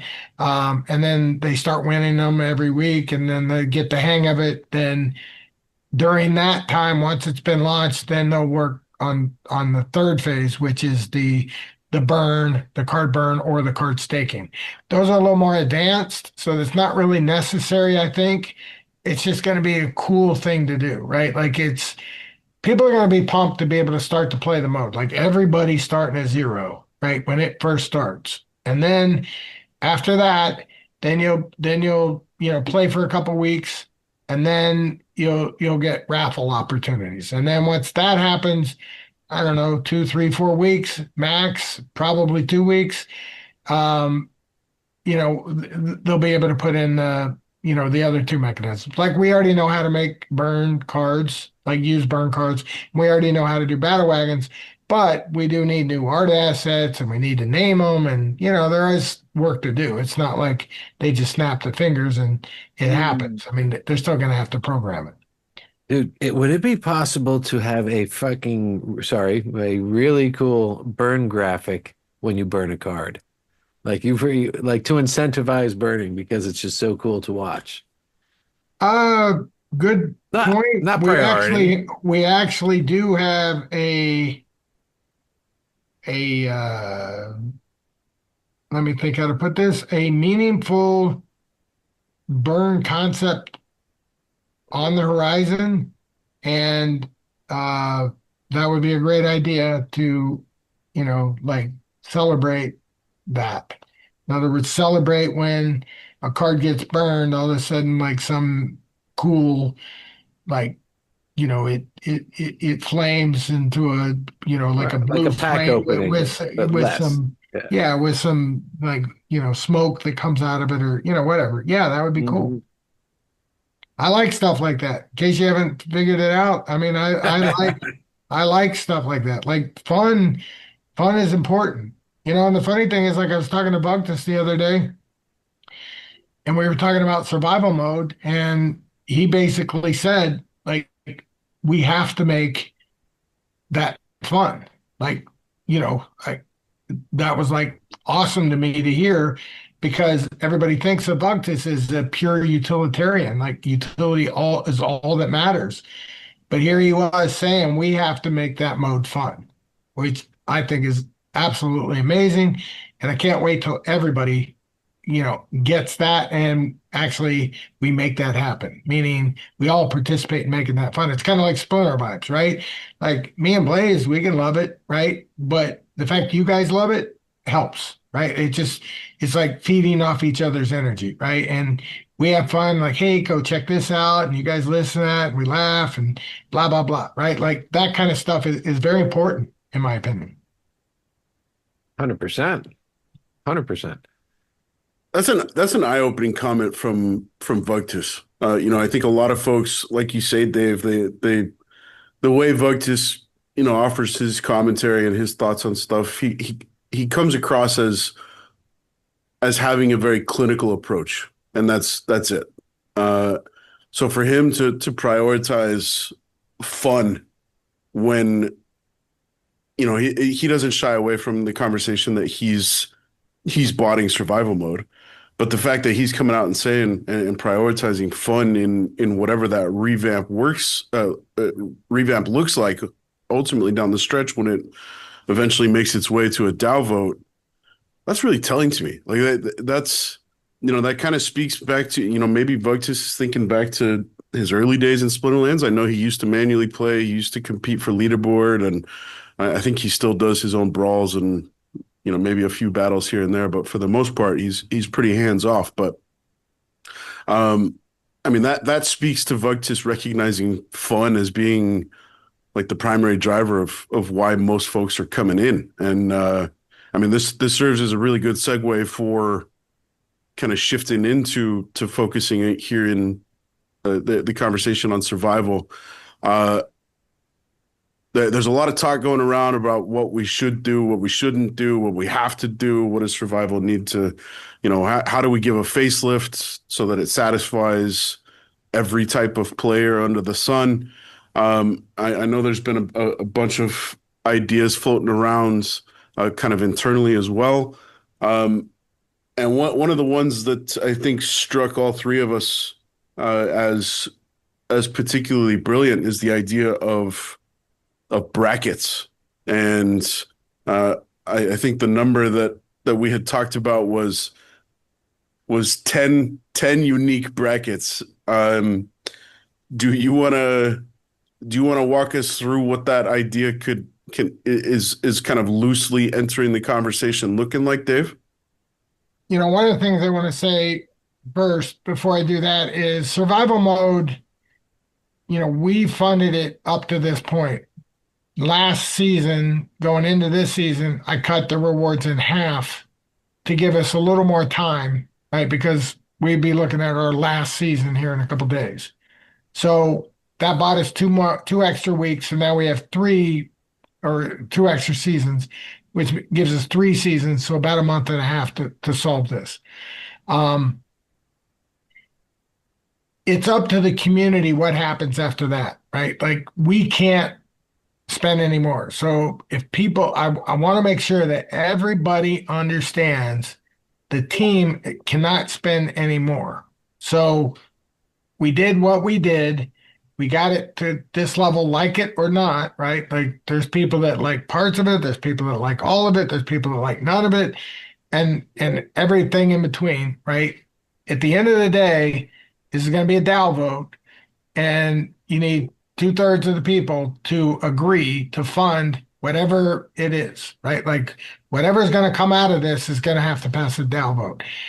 I bring that up because my ideas are like your ideas, or like Jimmy's ideas, or like anybody else. Like, I'm literally talking as a community member and what my personal thoughts are. Like, this isn't like the team is going to do what you guys as a community, right, come up with, right? And if you guys can get 2/3 of the people to agree, awesome, right? Like, if we can do, like you said, brackets, if we can do brackets and that gets enough people to vote 2/3, awesome, right? If whatever else is proposed that only gets, or if brackets are proposed and they only get 30%, well, it ain't going to pass. So, 30% ain't going to cut it, then we're done, right? We're done with survival mode, right? Like, next, we just move on, right? So I just want to make sure everybody understands like where we are in the process. And the other part of that is what I have done is I've had a lot of conversations this week with people like you, Jangles, with Tails, with Thuctus, with Azircon, with team members, with OAA, Mushroom Seer Brownie, just different people, different conversations, different ideas. Lots of people have their own thoughts. And I'm trying to just let everybody know, like, it's got to get a 2/3 vote, right? So you can like talk about what should be all you want, but if you're not going to get 2/3 of the people to vote for it, it don't matter.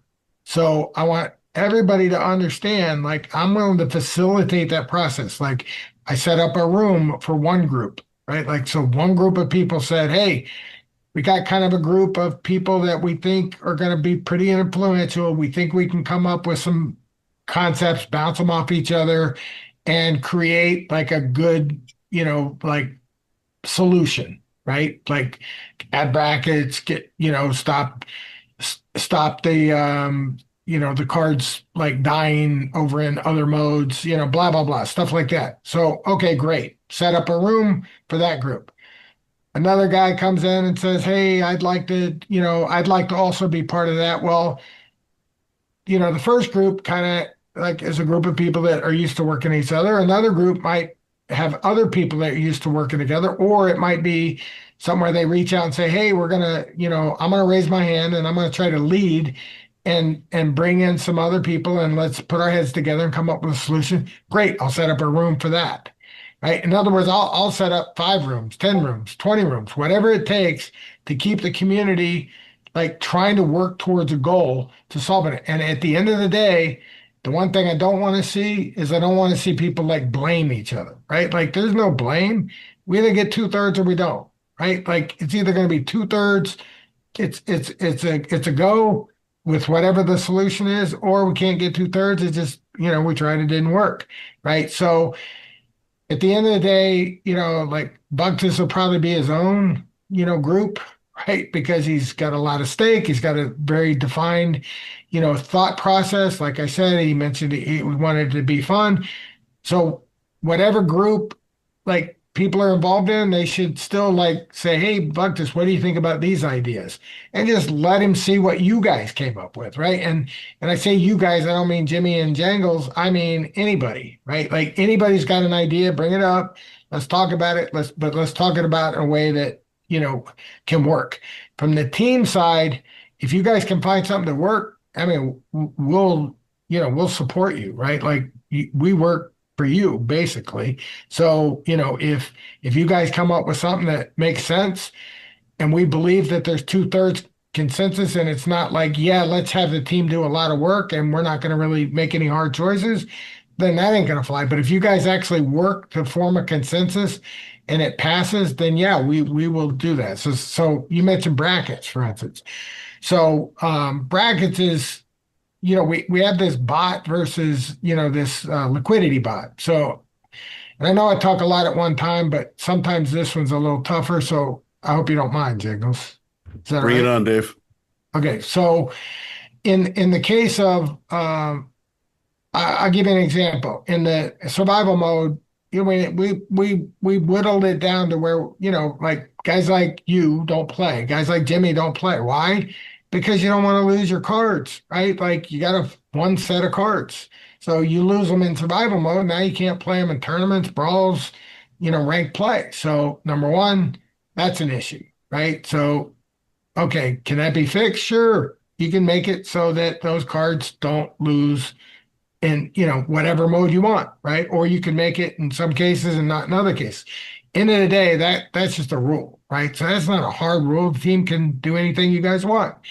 So that just requires like, hey, what's fair, what's not fair, things like that. Same thing when it comes to, payouts, right? The only problem is in the way that this is structured, we whittled it down to what you would assume the name is survival mode, right? Like survival of the fittest is exactly what we have, right? Like the only people interested in killing their cards is the fittest, right? The best of the best. The guys that have just massive amounts of cards or want to take the time to go figure out how to rent them. Either way, that's a very small segment. And what's happened is it's whittled down the number of people that really want to participate. So those two items right there have created a dilemma. How do we even get match liquidity? I mean, there was a point where you could wait like 30 minutes for a match. Well, that ain't going to fly, right? Like, and then we had people ranking down to try to catch the lower guys, right? Like, so I'm going to go lose on purpose just so I can, go play and beat up on somebody way below me, right? So those dynamics didn't work. But so we said, all right, what we're going to do is we're going to put in liquidity bots. And the reason we're putting in liquidity bots because the way it was, we'll call that situation A, right? The letter A, did not work, right? So therefore we need liquidity. So we're going to make bots. So we go and we program those bots. And at first they were like super easy. And it's like, hey, this is great. Like anybody can win, right? Like sometimes they even flee. Sometimes they would put up nonsense teams. And at the end of the day, like some people bitched, some people said, awesome, right? But at the end of the day, what happened was those people that were actively playing were getting like money that they didn't really, it wasn't really fair, right? They were just playing against a guy who didn't even play. He was, it was a team that sucked, basically. So we said, all right, we gotta like not just let everybody play these teams. So you guys have to fix those bots. So we go to the guys, and this is all happening within a couple of weeks. So we go to those guys and we say, hey, make your bots harder, right? You can't have this situation where like everybody wins. Like it can't be that way. So make them harder, right? So they did. They made them harder. And guess what? Now everybody's like saying, oh God, that's horrible. What a horrible experience. I'm losing all my cards to these bots. You know, they don't lose their cards, right? They have ghost cards, so their card they just come back and beat the crap out of you again the next time. Definitely true, right? So scenario A didn't work. Scenario B so far isn't working, right? Now we got everybody coming in and saying, not everybody, but a chunk of people that are coming in and saying, just take it back to A. Like, no, that ain't gonna happen. So number one, that ain't gonna happen. We're not going back to what doesn't work. We can go forward to what might work, but we're not going back to what doesn't work. If the answer, if in the new thing that we do, like section A didn't work, section, place, B didn't work. So now we go to C, right? And you say, what does that look like? If we get rid of the bots, okay, that's cool, right? Like, okay, we're going to get rid of the bots. Now how are we going to, like, what are you going to do? Let's say you have 100 players. That's what, 4 players an hour, right? Like, that's every 15 minutes. Who's going to sit around if it was perfectly spread out and wait 15 minutes for a match? Like nobody. And then there would be periods of time where there'd be an hour in between or 2 hours in between, maybe even all night, right? And who's going to play that mode if that's the the way it's going, right? Like at the end of the day, if we're going to remove we're not going to remove the bots and go back to the way it was. So if we remove the bots, we have to have something new. That something new could be, right? And I'm just saying as a player, as somebody who has observed things like this, it could be what are called brackets, what you guys defined as brackets, which means essentially you have, whether it's 3 brackets or 5 brackets or 10 brackets or 50 brackets, it could be anything you want, but it's just a defined set of circumstances that a person basically decides to play in. So if you want to play in Silver League with silver summoner caps, with bronze minimum cards and a minimum SPS, and your cards don't die in the other battle, you pick, bracket 3, if that was bracket 3. And bracket 5 may be all level 1 cards, or level cards, or level 1 cards are played, but you can also use max. And one thing I left out on the first one is you give it a defined pool. So you say, out of 1 million SPS, you guys get 20,000 for a whole season, right? And then the next one with all level 1 cards may be like 5,000, right? We're talking like $50, right? So, but if it's a defined pool, then the people that enter that bracket, they start there, they end there, and they play as much as they want in between. And that's it. And if they don't want to be in that bracket next season, they enter a different bracket, right? And then by doing that, you can set conditions that make people happy. So guys like Jimmy that like to have summoner caps, right? Like I only want to play against guys that are silver level, right? So I got a silver level deck. I don't want to play against a guy with a gold level deck or with a max level deck. I just want to play against silver level. That's bracket 8, or that's bracket 3, or whatever. Pick a bracket, define the rules. It don't matter. Jimmy's way can be different than my way, right? My way may be, hey, I want to play against all the big guys, but I ain't very good. So I'm going to go down there in the crappier league, and I'll accept less payout, but I still want to play my cards, right? I'm just not that good. So it kind of like, instead of trying to tell people the way it should be, what you're doing is you're defining like many different ways it can be, and then letting people pick what's best for them. Right? Like it's kind of like democracy, right? Like you're going to enter where it makes the most sense for you. And that's kind of what brackets are. So I love the idea of brackets. I think there's other things that would come into play, but I definitely think that's a way to solve the liquidity bot part of the problem. Because then if you had liquidity bot, but they were relegated to a certain way of playing in a certain mode, like you may have a situation where like somebody like, hey, I'll wait 5 minutes. No problem. I don't want to play against liquidity bot. Oh, okay, cool. Bracket 7, that's what you're doing. But bracket 8 may be, no, I want liquidity bots and I want to match within 30 seconds, right? No matter what, right? And that's where brackets enable you to tailor different ways of playing in such a way that, the guy who wants to play a match and doesn't care if it's a bot, he can enter that one. The guy that wants to play, that wants to wait 5 minutes and play that way, he can enter that one. And then they can't complain. Right? Meaning it's a much more enjoyable experience because if you're like, hey, I thought I wanted to wait, but I realized like that ain't so fun. So I'm going to go next season back to 8, right? And I'm going to go play for that pool, right? And I'm going to get a match every 30 seconds, right? And then we don't have to argue endlessly about these binary choices, right? Like it's got to be one way or the other. No, it doesn't have to be one way or the other. It can be many different ways. And that's what brackets do is they give you an opportunity to do it many different ways. All right, that's a long enough. I like that. That's awesome. Brackets, giving people options. I like it personally. I think that sounds cool. I'd like to see that in many places. Bam. Bam. That's what you got to do. You got to do like a 12-minute rant like that and then go bam. Yeah. I mean, it's kind of hard to do without. I mean, it's just not that easy to explain. So it does take a little bit of time to explain it. Oh, I hate talking so long, but in that case, it definitely needs to. Yeah. Yep. So if I can ask, and this is just because we're sitting here, we're talking about it. What's the goal of having survival mode?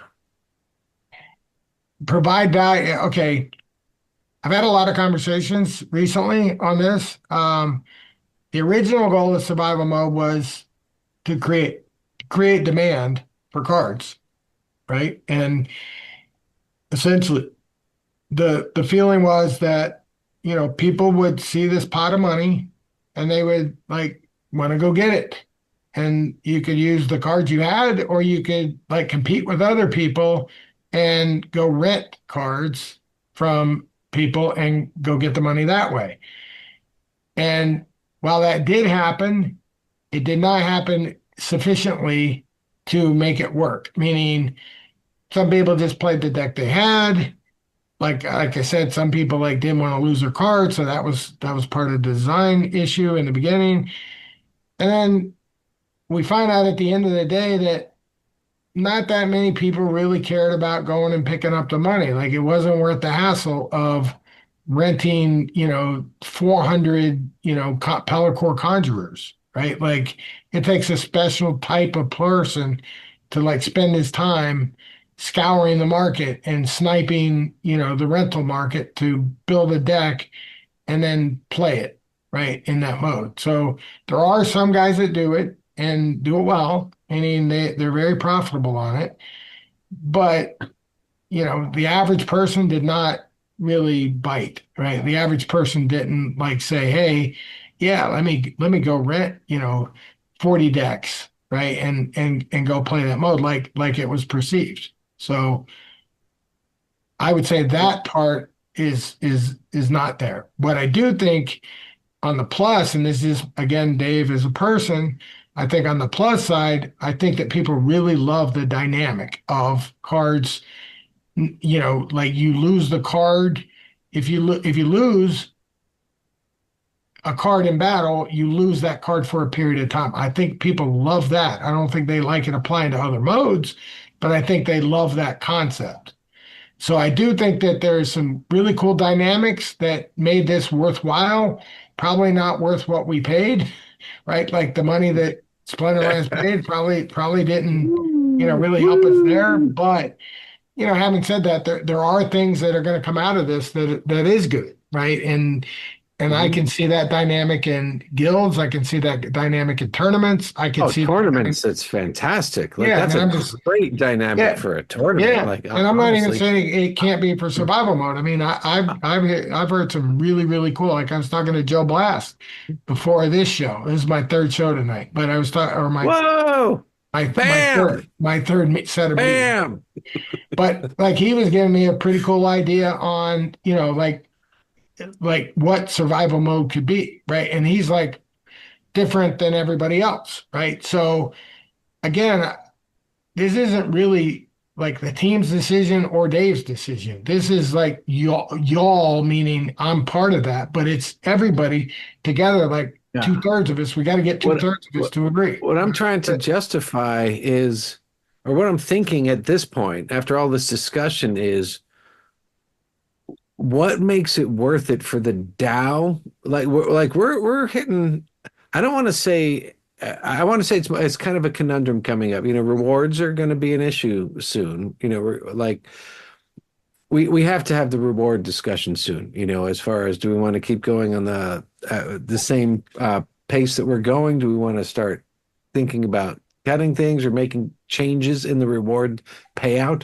And is adding a whole equal pool for a whole nother mode, survival mode, is that worth it at this point in time? Is that a wise decision? Is that something that will benefit the game, the economy, everything, or is it something that's going to harm and shorten our quote runway, to bring up a favorite phrase, for the payouts for the quote other modes, like wild and modern, that we do need to continue. But I mean, that's a great question, Jimmy. I mean, it's one of those things where I think everybody's going to have an opinion, and whether it's worth it or not. And a lot of times, well, people won't want to admit it. I mean, there's a little bit of self-interest in the answer to that question, right? Like, I look at it, and I always try to look at both sides of everything, and sometimes more than both sides, like if there's multiple.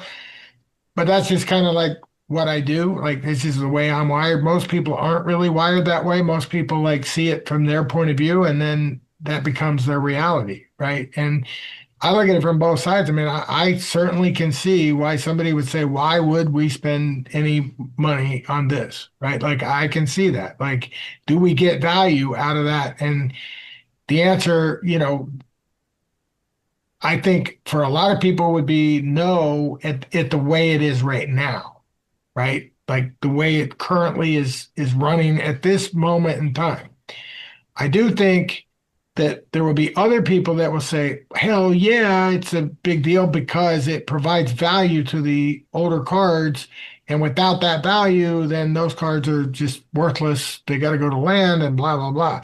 Right. So there's some truth to that, right? Like, obviously, if people went out and bought, 50 sets or 100 sets or whatever cards, and then that mode's not there anymore, then why do they need 50 sets, right? Like, there may be some that's the speculation.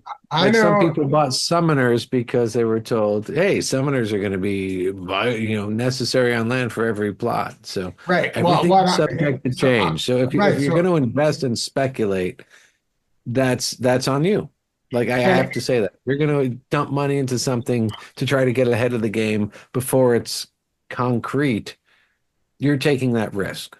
But here's the point I'm trying to make, and this applies to a lot of things. Like, yes, their point of view is right, and yes, your point of view is right, and even more is it doesn't even matter, right? Like, what matters is what do we do going forward, right? Like, right. Like, I'm not for or against this right now.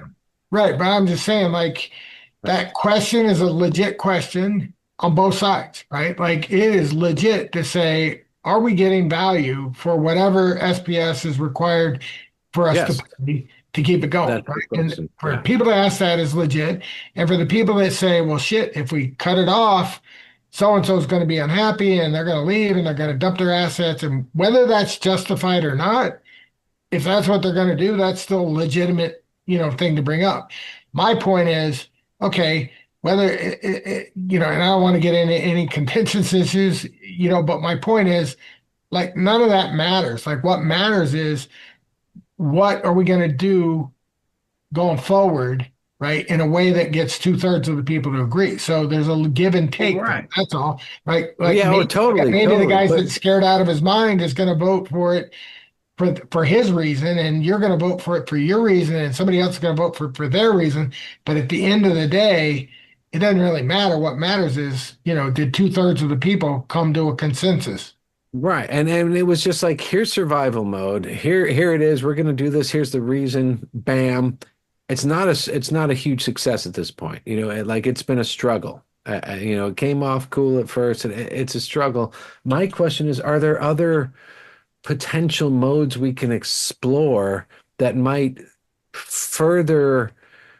include more people in the same purpose, like theoretically like a draft mode, or these other things that people have brought up over times, where it's like, maybe there's a different mode where, if we're going to fund it, there's going to be a lot more people that participate in, say, a draft mode, or a different, there's these different things that have come up. Why does it have to be? Consider. My counter question to that would be, why does it have to be strictly funded by DAO SPS? Like, why can't we have, as part of this drafted proposal for a restructure of survival mode, for example, and, say we opt for, hey, there's 15 brackets, there's different level caps to support, every person under the sun in Pretoria. I think accessibility and fun is going to be one of the big, like, driving forces behind achieving that majority vote. But as part of that, why who's to say we don't include their survival specific rewards, or survival specific reward cards, or survival specific, whatever. Like, what it doesn't, I don't think it has to be strictly SPS. And that, going back to Dave sharing what Vugt has pointed to, and that it's fun. And actually in the TPG Discord, Azurcon, Vuctus, and a couple of us were kind of going back and forth around, like, what is the current state of survival, and what would we like to see out of it in the future. And Vuctus actually made another very eye-opening comment, in that he actually doesn't care about, he would continue to play even if SPS was removed. So I think that opens up the door for all sorts of additional. Yeah. I mean, I was thinking that the same thing. Like, can we test this without SPS? Because it almost seems crazy. I don't think there's anything stopping us from doing that. Yeah, we can do anything we want. I mean, as a DAO, as long as we get 2/3 of the people to agree, that's done. Well, besides the DAO, I honestly think, like, it kind of blows my mind that this tremendous amount of funding was dumped into a testing phase of a mode. I honestly think we could test multiple things, like, say, here's some different modes we're thinking about. Here's some stuff that we might be able to introduce. And here would be the only, I agree, but here's the point to consider, which, you guys are influencers, right? Obviously. But besides doing nobody listens to me, Jimmy. Nobody listens. No, that's not true. They come for Christopher Walken. Yeah, they know. They come for Christopher Walken. They know the wall. Yeah, that's it. And if they know the wall. They're all gone by now because there wasn't any. Somebody's got to be on that wall, Jimmy. We need you on that wall, right? So next wall for you, but the Dave McCoy. So you guys have to be careful. When I say you guys now, I'm talking about the community, to be aware that the team has limited devs that we can do, right? So yes. So, in that specific point, if the DAO, like, punts and says, yeah, let's just have the team go do this and this and this, we're not going to give anything, right? And let's just see what happens. Like, that wouldn't be any good, because what kind of commitment to that is it from the community? Meaning, no. I got to go spend a month's worth of programming when 2/3 of the people really don't agree. All they agree is to have the team go spend more money, right? Like, right. I don't mind if it's a reduced rate or if it's like cards like Jangles has talked about, or if they kicked us a little money to like cover a month's worth of a dev doing it. Like whatever the case is, like I'm not giving any That's suggestion. kind of what I'm getting at. That's Right. kind of the whole thing I'm getting at. Like survival mode was just kind of, here it is, we're doing this. We have no idea how much dev work was involved. Like, was this like months of development, or was this low-hanging fruit where they're like, oh, it's easy and we can just do this? I think and it's not like trying, it almost feels like we're trying to force this mode through because it was chosen and it's like this is what should be done. And it almost seems like we could kind of like research and development, as a thing where we could talk to the community, see what types of things would encourage more participation from a larger percentage of the community. And if tweaking survival mode does that, where you're going to get like more than half of the player base playing it because it's that enjoyable, awesome. But if it's a different mode or a different type of thing, or if that maybe that's brawls, maybe that's different tournaments, what would engage players more, finding out, and then because I don't want to just launch all these different pools for all these different modes and say, because we can't afford that at this point. Payout is definitely a consideration as well. It almost seems like it would be prudent to really explore what people want to do. What do players want? That's yeah, exactly. I mean that's the point, right? Like the plus side is if you make it work, then of course it will use older cards, right? So there's anybody who owns a lot of older cards has an incentive to make that work, right? Well, and that could work in Said different that, modes too, if it or a ain't gonna, different thing. yeah, but my point there is fixing, not fixing, making incremental changes to make survival mode better is a lot easier than redoing a whole mode, if that makes sense. Understood. That's the part I want. In other words, it's like a false choice.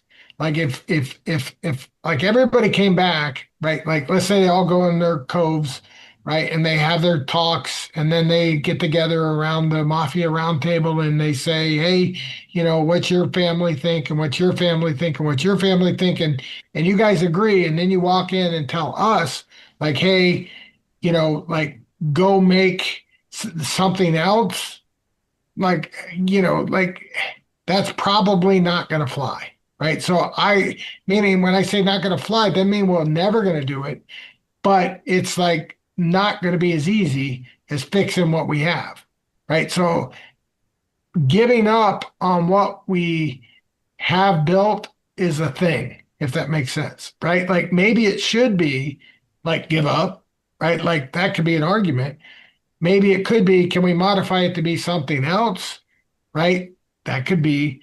But if it's like, let's shut that down and redo this new thing that's not even any way, shape, or form connected to that, you're talking like it ain't going to be in 6 months, unless you guys want to like really pay a lot and have us go hire some guys.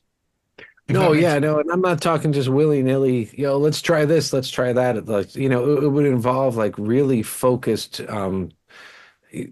involvement and seeing exactly what, market research and community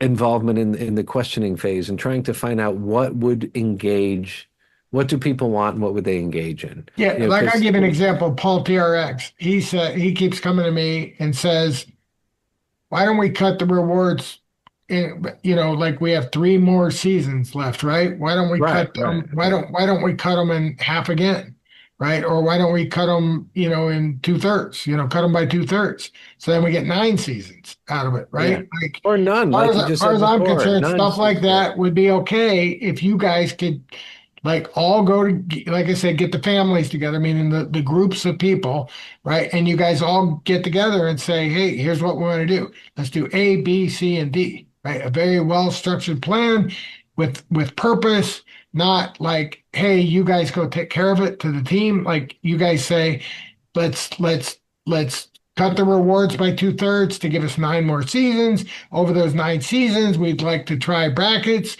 maybe not brackets, maybe something as simple as, Yes, uh, bracket. Yes, well, I'm brackets. just saying, like, again, Yeah. whatever two-thirds would agree to. But then the other thing could be, for instance, the survival cards, the survival mode doesn't affect other modes, right? Like that one change will bring in more people playing the mode. Yes. Right. 100%. So 100%. that if that was the only change you guys made, that would be one change that would do the mode. So in my opinion, like everything is going to be an argument, right? Like there's going to be somebody who's going to argue one side of it, all of these Well, issues. it doesn't have to be an argument. I think what I'm kind of getting to the feeling is I feel like we're rushing towards like because of rewards are involved, we're almost like in this time constraint and we're like forced to make these decisions really quickly. And that's what I think might end up with like a But subpar. you guys could vote to make it not quickly, is my point. Oh, Like, no, no, that would just be that wouldn't take voting because the team is giving the rewards right uh, now, yeah, I'm not going to right? do that. I'm not going to do that at this point, considering I've already got, that negativeness, that comes from the pause, like people are like, you pause, like, people like literally get super upset, when you change things on them. Right. And then the Yeah. other day we had that, came up and I did already cut it in half. It would not be right to ask me to do it again. Like that's now a Dow decision. If you guys want to cut the rewards again, like just it doesn't have to be a Dow vote. You can do a damn poll, right? Do a 24-hour poll and let me see who Oh yeah, votes. see, like to say, hey, if we want to just develop this mode without feeling rushed and without trying to get something through in like the nick of time to really get a survival mode that people will engage in, like are certain people willing to try that without getting paid? Well, but that's I my would point hope is, so. I'm giving you a way to solve that problem. I'm saying you, Yeah. Jim, right? Get on the horn, so to speak, like the old days, right? You call up people, call up who the big holders, not hard, right? Not hard to find out. The community members, right? The guys that, Mhm. like Bulldog and Tails and people like that. The guys that, are in tavern that talk all the time, like the active people, right? And you say, hey, I got a solution. Like, why don't we just delay the run out of the team's SPS, right? Let's cut the rewards by two more thirds to give us nine full I'd seasons. rather see the team keep that at this point, honestly, Oh, than just like dump it into, I understand, but test. we've committed Yeah. to giving that. But my point Yeah, is, yeah, if you yeah. want to stretch Understood. it out over Understood. 9. Now that gives you what, 4.5 months to solve the problem, right? And That's then what I'm talking about. Yeah. but you got to do that, not me, Yeah. right? Like Yeah. I've already taken 2 bullets for Well, the this. other option is we're just out of rewards and then we're forcing a vote real quick. So I'm just trying to come up with some type of a Right, but that's a painless community. compromise. What I'm saying is that's up to you Yeah. guys, right? Yeah, yeah, I as yeah. a That's why voter, we're talking about it. I'd vote for it. I'd vote to extend it, for 9, essentially 9 seasons by cutting it by two-thirds more. But I Mhm. don't want to be the guy taking the flag, right? Like, I mean, it really shouldn't be me taking the flag, right? Like, it's Of just a course not. suggestion. I don't even need a vote. You weren't even there when survival mode was introduced. You weren't a team member at the time. Well, and I'm not trying to shirk responsibility, but what I'm saying is it doesn't even have to be a Dow vote. It could be a literal poll that is a Right. stake weighted poll that runs for whatever, 48 hours, right? And you literally get out there and like vote, just like we just did on the name, right? Like, Yeah. that kind of thing can happen relatively quick. And if there is a will for it, again, I think you guys could get it done by tomorrow, actually. I mean, I don't think there's not that many people you have to talk to say, hey, do you guys want to wait, and delay this for 9 full seasons so that we can have time to put it all together in a way that makes sense? Do it. Like if I saw enough support, public support for that, right? And I could go on that and say reasonably that two-thirds of the people would vote for that, sure. I could then make an announcement, make that What's the happen, other and option? then say that again. What's the other option? What's our realistic timeline right now? Like if we just wanted to Three barrel seasons. through, 3 seasons. yeah, that's not much time. Like we I want to try, know. yeah. So I'm trying to come up with like a feasible solution to, not forcing a vote that won't pass. Well, yeah, that's the point, right? Yeah. Right. That's That's 100% the point, right? Like anybody who wants it to pass should not want to vote right now, right? Like if you right. want it to pass, you shouldn't want to vote because as it stands right now, exactly It's what not it good. is, it ain't going to pass, in my opinion, Yeah. right? In order for it to pass, some changes need to be made. In order to make those changes, you guys are going to have to agree. Is that likely to happen in the next 3 seasons? I don't know. I mean, maybe, right? It depends on how motivated guys are. But I agree, it feels rushed. But unfortunately, that's the only way a decision is going to be made is if people are rushed. It's kind of like the whole SPS thing you were talking about, right? Like, when are we going to do something there? Well, we're only going to do something there when we have to, right? It's kind of the same thing. Like, maybe this is the time to solve it. I don't know. Like, again, I'm not trying to make the decision. I'm just handicapping it for you. So, in my opinion, you and Jangles and Tails and Vuctus and, Crypto Eater and Brave Tofu and Zircon and, everybody else out there, certainly could get together and decide, either let's get serious and tackle it in a short period of time, like Jangles talked about 15 brackets or 10 brackets or whatever. Like that could be included in there too, but that may not get 2/3. So therefore, like, those are the kind of things you guys have to get in a room and kind of weigh. Like, will you guys go for this if we say extend the time that you guys are going to pay by 2/3 and get rid of survival killing other modes, right? Like the survival death doesn't affect other modes. And oh, by the way, let's add 5 brackets, right? Like boom, boom, boom. We'll come back and say, we can do this, we can do the extension, we can do the not affecting survival mode. It may take us 2 seasons to do the brackets. And we'd be So done. right now, basically, the guys in the room have to come to a consensus. And the ladies, but yes. Yeah, yeah. The people, Right. the folks in the room have to come to a consensus. Yes, exactly. Okay. Ah, well, there Text you wall, go. Jimmy. And that's coming up. Text wall. Bam. Put out the litmus test, Bam. dude. I mean, I think the first order of business has to be buying time on the decision because I feel the same that it is rushed. So two additional seasons means it's actually like 5 weeks because we got less than 7 days left on the current season, and then two more additional would put us at 3 more additional. Okay, Yeah. so seven-ish weeks, right? Yeah. But I mean that's still pretty quick because I do agree with you. I mean, while I don't think we should be considering this from purely an SPS reward payout perspective, I think we should make sure that we've got our ducks in a row in terms of what does all of that stuff look like.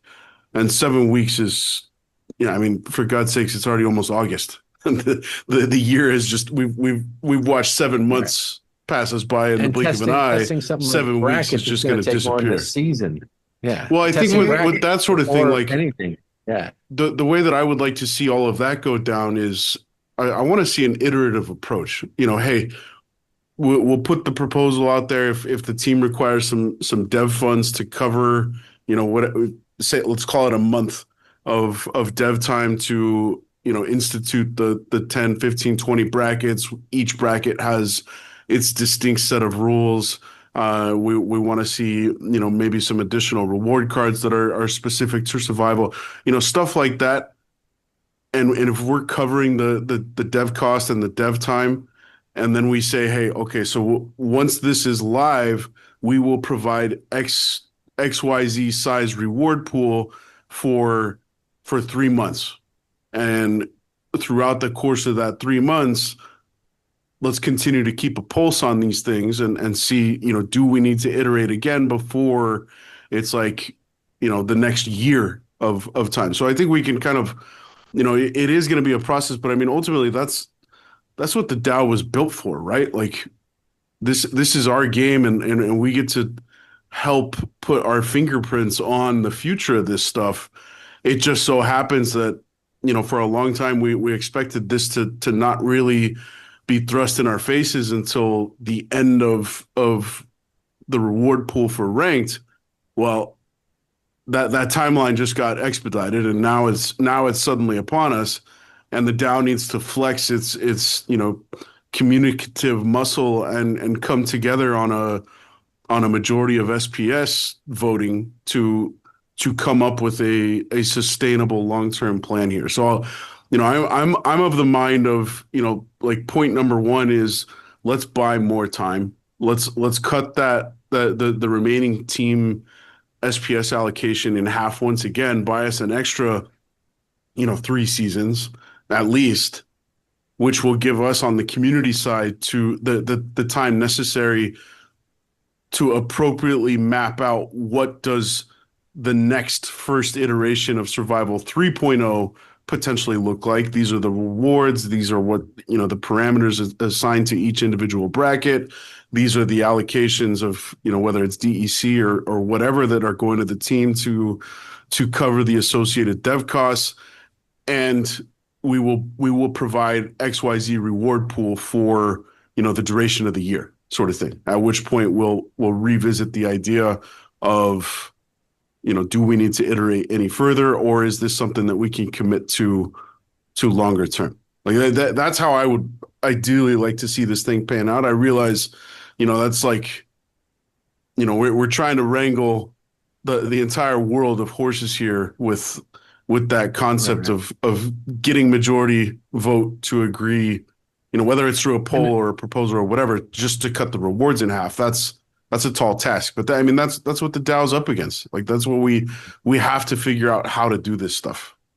I also have to ask, is it like we're about to launch what might be the most important thing that's happened in years with the Frontier mode, and there's lots of great things happening with that. How easy is it to juggle both modes at the same time?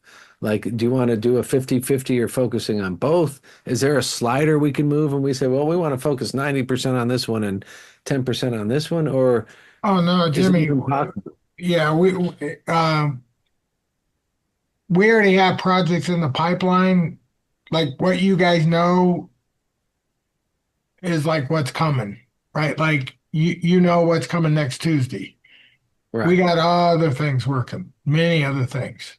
So it's easy to juggle all these things, basically. Yeah, we can definitely juggle. Like, we can, Okay. if you guys said put brackets in, like, I'll put it this way. If you guys come back in and basic and just say, hey, extend the timeline, right? Like, one, take away the kill, in the other modes, two, and that was it, then that's easily doable. You don't have to pay us anything for that. That's no big deal, right? Like, that's we change the amount that we're paying out. That takes 5 minutes. It may take a couple hours, maybe a day, to undo the part where it kills them in the other modes. Yeah. But that's not that big a deal. But then when you start adding brackets, yes, that is going to be dev time, because that's a whole new mechanic that we don't have. I'm not saying it's not worth doing, right? And in fact, I will say that if we don't want to do liquidity bots, we almost have to do that, right? So, like, I don't think there's any other way. Like, we just don't have enough players otherwise, right? So I think probably the answer is that plus liquidity bots, but the liquidity bots are obviously be much more manageable when they're in a particular, bracket. But having said that, that maybe that's ambitious, but my point is, like, at that point, yes, we could do it, but, they're going to have to slide it in. Like, we're going to have to pull a dev off doing one thing. Like, I'll use Manser as an example, because everybody kind of understands him. Like, right now, what's he doing? He's trying to figure out how to make land cards work, right? So could he spend 2 weeks doing this and not do the land cards for 2 weeks? Yeah. So it's, like, it's not the end of the world. right? Like It's prioritized. land It's cards are a little prioritized. 2 weeks longer, right? So yeah, that's exactly like that's what I would do is I would say like how important is this? How hard is it? How easy is it from switch from one thing to another? Like maybe Manser doesn't know anything about the brackets, so he wouldn't be the right dev for that. But I'm just giving, and I'm not saying we're pulling Manser. I'm just saying like those are the kind of considerations. Like some guys are front end devs, some guys are back end devs, some guys are database devs, so all those factors come into play. I So wonder if I just had an idea pop in my head, and sorry to interject and kind of reroute things a little bit, but I'm wondering, I'm trying to think through what kind, like I think I'm guilty of understanding brackets as being defined by everything that we currently know in Splinterlands. So whether it's like ranked mechanics or brawl mechanics or turning mechanics, I wonder if there's, and Dave, maybe you can speak to this. I wonder if there's room for us to say, okay, bracket number one, everybody gets, it's a 500 DEC buy-in. Everybody gets one card, and it's like March Madness style. You lose a match, that card's out for the season, sort of thing. And every single day is a new round of random matchup, sort of thing. Like, is that the kind of carte blanche that we have with defining these brackets, or is that a little bit of a step too far? Well, it's okay. The answer to that is the more complicated you make it, the more time it is, but it may be worth it. So therefore, it would be iterative. So it'd be better than doing a whole new mode, right? Like, yay, let's do draft mode. Like, doing draft mode is fine. Like, I'm not opposed to doing draft mode. It's just this is a completely separate thing, right? Like it doesn't share any of the characteristics, so there's nothing we change. It's like rebuilding something from scratch. So in that example, like let's use the you mentioned like instead of SPS, what if we just paid out cards? Like what if we gave people, based on X amount of wins or X amount of like survival points, right? Like maybe instead of getting SPS, you get survival points. Is that hard to do? No, that's easy, right? Like we just go make a thing called survival points, put it in the database as a thing that people get, and then take an equation and say like one old SPS equals X amount of survival points, and then those survival points can be used to, let's say, buy those common survival only cards, for instance. I mean, just give an example, right? Or it could be 10 of them, right? And you could pick which ones or buy them in packs. There's like anything that we've already done is not hard, right? It's when we do something that we've never done, that takes like it's a little harder to do, but again, not impossible. So like having brackets is similar to having leagues, right? Except for not exactly the same because brackets, you can have all kinds of variables, right? You can have some summoner caps, some non-summoner caps. You could have minimum level card levels. You could have no minimum card levels. You could have X amount of SPS, or you don't want to have SPS. You could get, like you said, five cards, up to 5 cards a season, And that sounds like that would translate to almost every other mode in the game. Wild, like Sure. that seems like potentially good time spent deving, if that makes sense. Again, if that's successful, then that could just, it's like you're saying about the other stuff. Once you set something up, it's ready to roll. Like things we're doing on land. Once it's set up, then the rest becomes easy. Right. So you can think outside the box is my point. But the more you think outside the box, just know that it's going to be more time. And if it requires new dynamics to build, like anything is possible. That's the one thing I've learned. Like you could ask these guys to make, little fairies fly, in on the match and, sing a song, and they would be able to do that, right? Like they know how to do stuff, right? Like all they need is creative to give them the fairies, and they figure out how to make them work. That's just how it is. So chocolate babies. Chocolate babies. Yeah. Well, I like the brackets idea, man. Big time. I thought that would be my vote as far as like if it could help fix survival and make it more palatable. And also, if it works, translate, go back, go into the other, wild and modern and frontier. I'd be all for that personally. I mean, it would be a mechanic that would be very interesting, and it would appeal to people. And I will say that the other thing that is important and not to be dismissed is the part about the cards. Like one of the players mentioned to me a very big thing that was a big deal to him is that, everybody's like, don't worry about the old cards, they can go to land. Right? Like, and that's Oh. true, right? Except for there's two big differences. Number one, if you have an Eternal Tofu card, right? Like that's a really good card, right? It's a legendary card. Like 10 years from now, you're going to look back fondly of your Eternal Tofu card and talk about how awesome he was. He represents, what he is, like great. The price is huge relative to a common, or excuse me, a generic, legendary, right? Like any just generic legendary compared to a tofu is like a huge gap in price, right? The minute that he goes out of modern, he becomes just like that generic legendary, like boom, bam, right? Like Bam.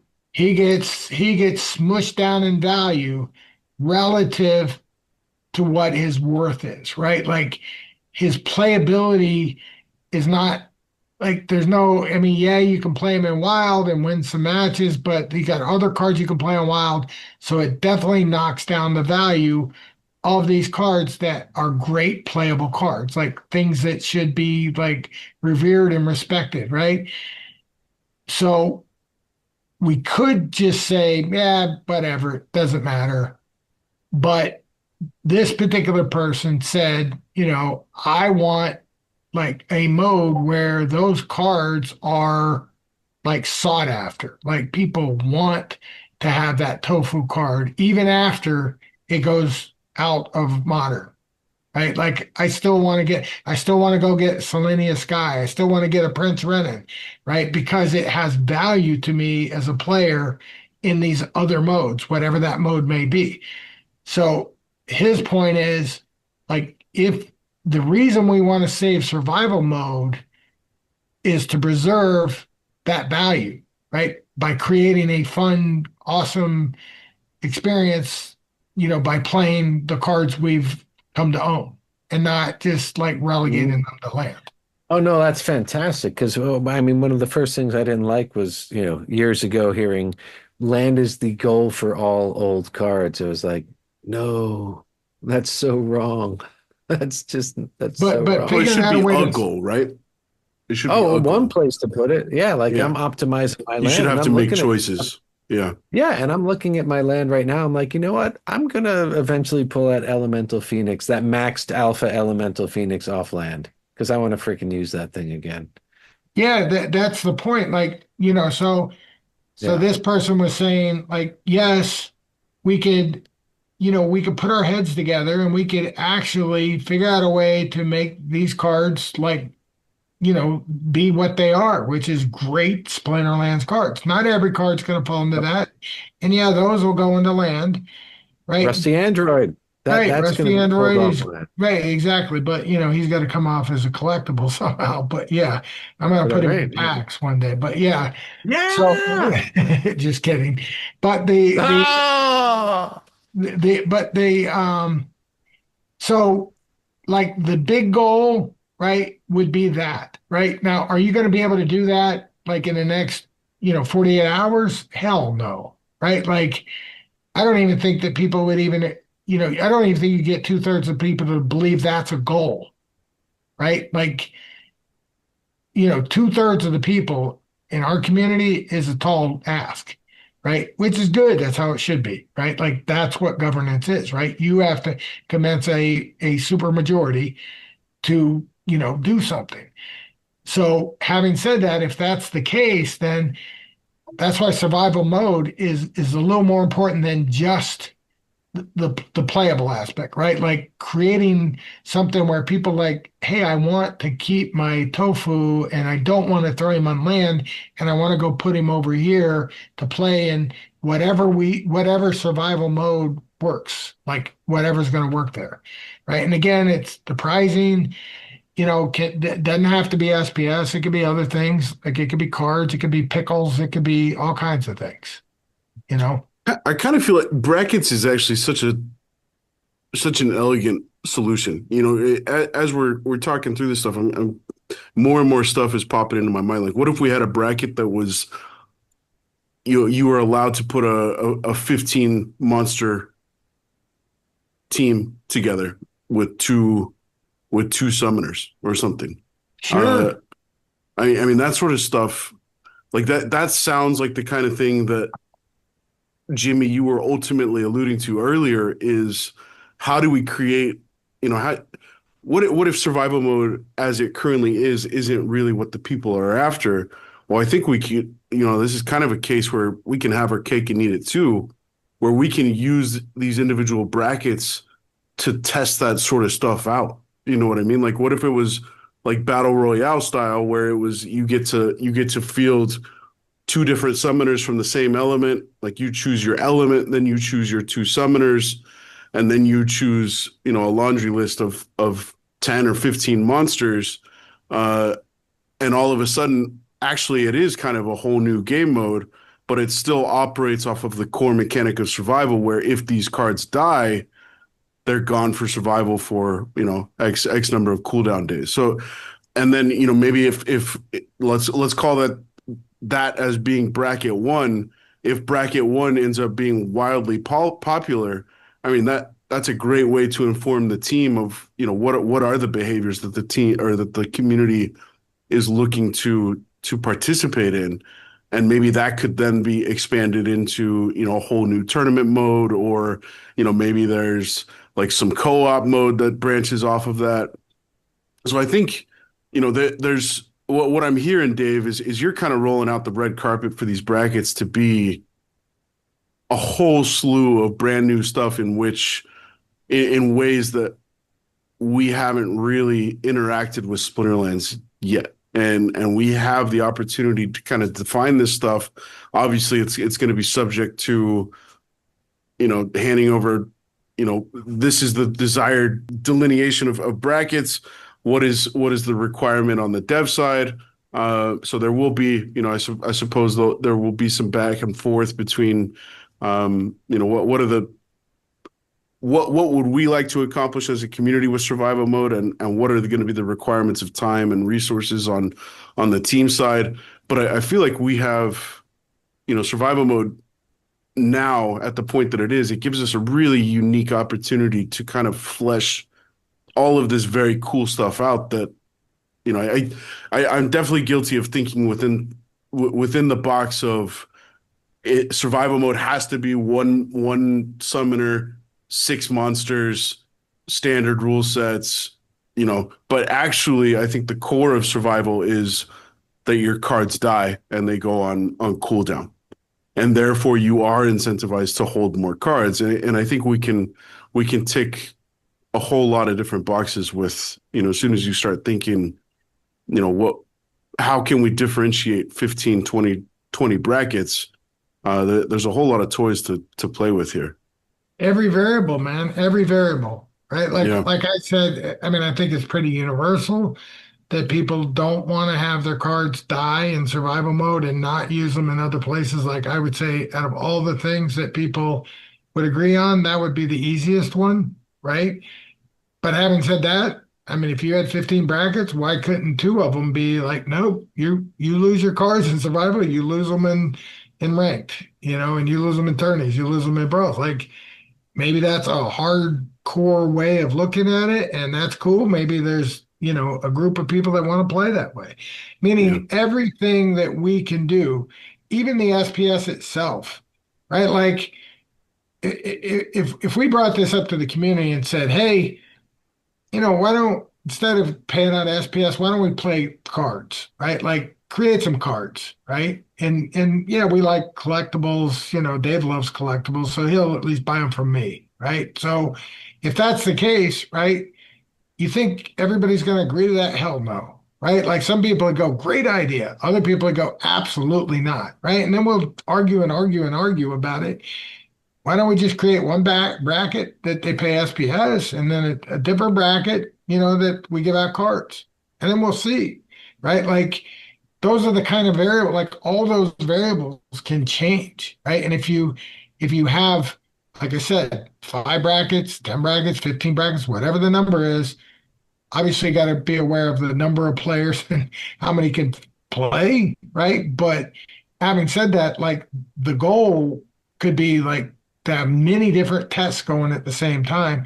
And like I'll say one more thing, but I know I talk a lot, but like somebody said, I'm like, well, what about level 1 cards? Like, why can't we just have like a level 1 mode, right? Where every card that plays is level 1s, right? Like you can have a max level card, but it plays as a level 1, right? Like, why not that, right? Like, and then the answer I got was, well, the mode's not for that. Like, what? Like, What? why? What? Right? What? Like, my point is like, why can't somebody with level 1 cards, their Splinterlands cards, why can't they enjoy the mechanic of survival mode? Right? Like, what's wrong with that? Right? I don't give them $10. All of them, everybody that wanted to play that mode, give them 10 full dollars. Hell, we give away free spell books. We could give away $10 worth of prize and let them have the fun of that. So, in my opinion, that should be one bracket, right? Maybe even a bracket for the free to play players, and they can play their foundation cards in that thing. So, And that would obviously be called hardcore mode or hardcore bracket right there. All your level 1, bam.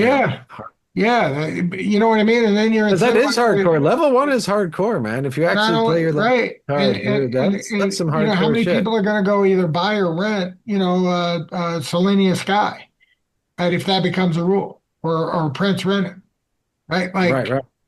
No, I love the fact that I'm hearing so many, I feel like we're reaching quantum Splinterlands, where before. Are we entering the frontier, Jimmy? Jimmy. Oh, I see what you did there, man. Because before everything's ones and zeros. And, quantum computing is apparently that coin, the head, the tails. It's not just the head or the tails, it's every single position as it's flipping. There's infinite amount of possibilities. And that's what's being discussed right now. And I love that. That's what I want to hear. That's how we succeed. Yeah, well, it's gonna honestly, it is gonna take you guys as leaders, as well as all the other leaders. I mean, there's lots of them, man. I mean, we got a lot of great people in the community. It's going to take you guys to like fan out, right? And reach the people that maybe aren't in your circle, right? Like it's not just about talking to Bugtus and Azure Khan. It's also talking to, some of the guys that are salty, in tavern. And at least like let them at least like say what they care about, or run it by what you're thinking and see what they say, right? Like the more we're all in the same boat, rowing in the same direction, the better off we'll be, in my opinion. Mm-hmm. Yeah. Agreed. Yeah. So Jimmy, are you going to be working on the text wall to approach? Oh, I'm going to be to approach cutting rewards in half and buying us some more time. Oh, I don't know about that. Maybe. No, I probably should. I've been hanging back with a lot of stuff, man. I got some deadlines coming up. August 5th, I have to have like all these amps done that I'm like, how the hell am I going to get this done? Because I was waiting on all this parts to come in. 6 months. Took me over 6 months to get my last round of cabinets. So people know that the whole supply chain still has not caught up. Everything's crazy over here. So yeah, in August, up until August 5th, I'm just going to be raging over here, and I have a 3 gig weekend coming up to top that all off too. But yeah, you want me to start some text wall action? Maybe I will. I'll just freaking start rambling, and I will describe mustache mode down to a T, and just convince as many people as we can that we need a mustache mode. Bam. or at least a bracket. You got a KYC with the mustache to play. That's right. Nice. But yeah, so right now until the 5th, there's no way I could take on a campaign of like, hey guys, let's cut rewards in half. I would hope that once word gets out, the people who are heavily involved in the survival reward receiving might say, yeah, it's worth it for me to sacrifice that in order to get this done a little further. I don't think it would take a lot of work. I think it would just take a lot of a little bit of asking. I actually think that sentiment is already floating around. I think it's just a matter of centralizing that sentiment and putting it in a public place where the team can get eyes on it. Mm-hmm. Well, I mean, it does take like counting the votes, right? Like you are going to have to go through and see, is this going to pass? Mm-hmm. Yeah. I don't know. Well, I mean, the other option is survival doesn't pass, because we need more time to refine that. Even if you'd be surprised, man. I mean, honestly, I have conversations with people that are like, "Oh, this bot sucks. It's horrible. Change it back." Right? Like, well, I can't really go back. Like going back doesn't solve anything. Right. Going back is not going to solve this. So yeah, I don't like it either. If you don't like it, we're going to do our best. But come up with something else. No, I don't want to do that. I just want you to go back. Well, what are you going to do? Bullshit. I'm sorry, that's bullshit. You got to say, when someone tells you that, Dave, say, that's bullshit, bro. We got to go forward, not back. And tell them, if they do shit, say, Jimmy said that's bullshit. And so you don't have to take the heat for telling them it's bullshit. Because that is bullshit, man. You can't just go back to something that wasn't working. That's total bullshit. Sorry. I think I have to say, do you want the truth? You can't handle the truth. Yes. There you go. Bam. Bam. Jimmy's on the wall, man. Jimmy's on the wall. Yes. We need you on that wall, Jimmy. We need you on that wall.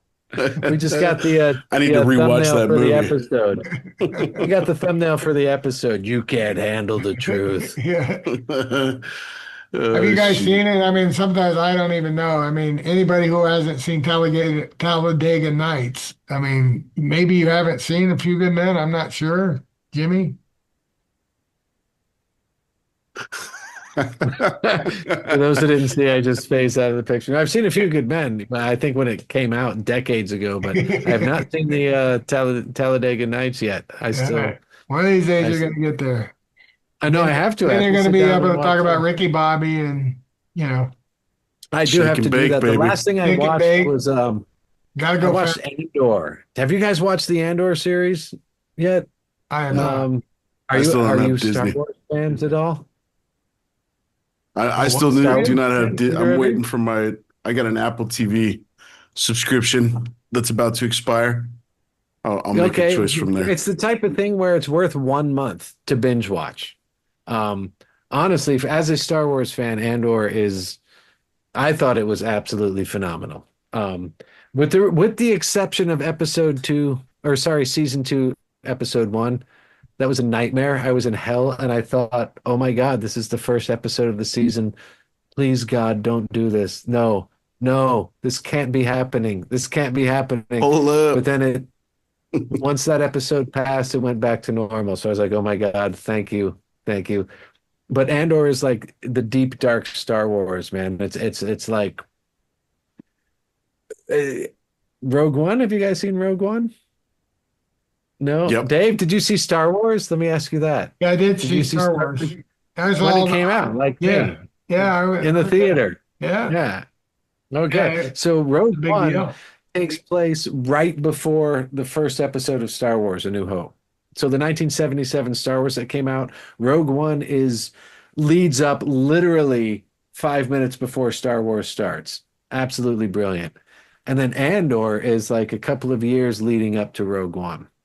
And it's good. It's dark. It's just really good Star Wars lore. But anyway, that was a tangent.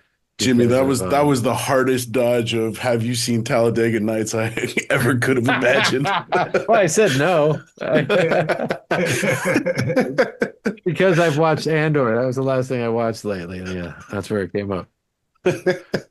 It's on my list. It's on my list. I will check it out. Because your kiss is on my list. Because your kiss, I can't resist. Is that a Prince jam? No, it's Hall & Oates, buddy. Oh. All you 12-year-olds don't know the Hall & Oates.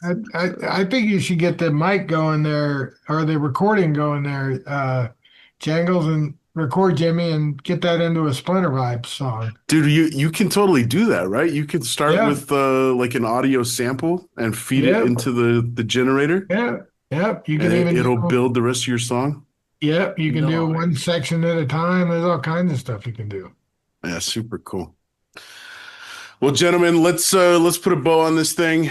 I know it's getting real late for you, Dave. I didn't realize this was your third appearance on the day, so I It wouldn't might be a have kept you so late. vampire. Dave might be a I'm vampire. pretty sure. Nah, Yeah.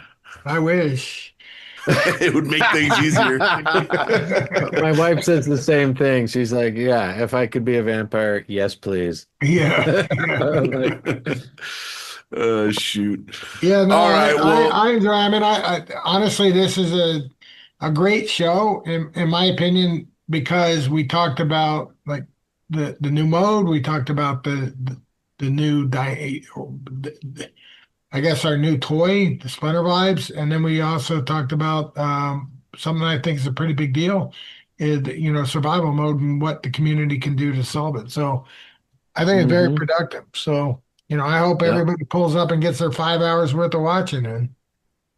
So Yeah, that let's was a good 5 hours let's right give an there. avenue for output on this stuff. So Team Possible chat every Sunday. Every Yeah. Sunday. Yeah, I'll What's I'll the- put what- I'll put the Discord link in the post. That's something I haven't done yet. I'll get that in there on the template so folks can just click the post and hop into the Discord. And I mean, also you guys can hold the meeting. By the way, if you run across people, like let's say you run across somebody you don't get along with, right? Like I know that's not normal that you guys would run across somebody you don't get along with, but let's say there was, right?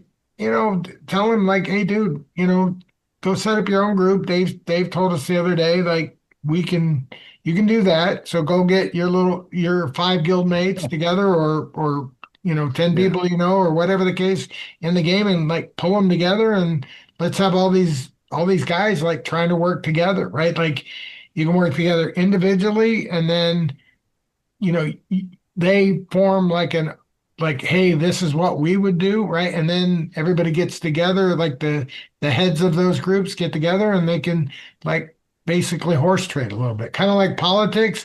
The only difference is in politics, they don't really have your interest at heart. Whereas I think here, the politics would be purely to have your interest at heart. And that's a great quote. You can work together individually. I love it. Did I really? Oh, God. That's- It's going to go that's Matters is cool going to have right that there. one up. You can work together individually. And I wore my metal cap again and no one noticed the whole time. Oh, we all I'm wearing noticed, my Jimmy. Metal cap, my spiked iron cap. Especially in the Skinwalker pose, dude. Yeah, no, it was Yes. good. I always like talking to you guys. You're always fun. Yeah, it's You always too, good Dave. having you around, Dave. Yeah, and thank you again for everything that you're doing right now. We're seeing the direction we're headed, and again, we're going quantum.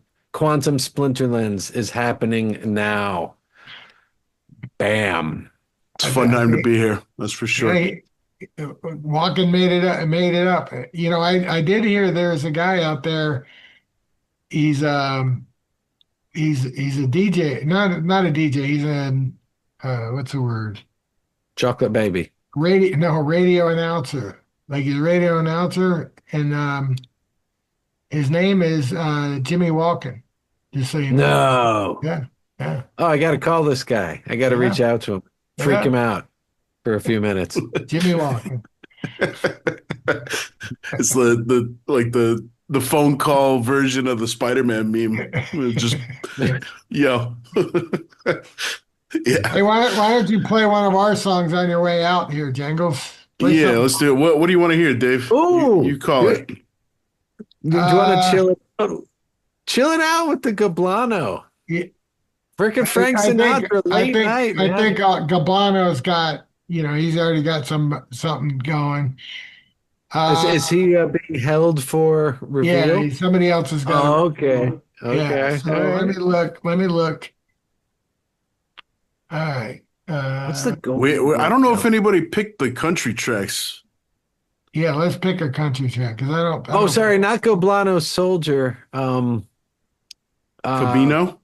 Yes, Go what? Fabino. Fabino. Underboss Fabino, not Goblano Soldier. My mistake. I'm trying to look and see. I don't think The, anybody forever. Can you play? It's got some dirty words in there. So is that okay? I just can't fit right in there. Fucking All A, right. dude. All right. So in this, Fucking A, in bro. Thagger, that one's a little. It's definitely hip hop, and it's a little thuggy, but This it's one? pretty In this forever? in this forever. Forever, ever? Yep, and it's Eva.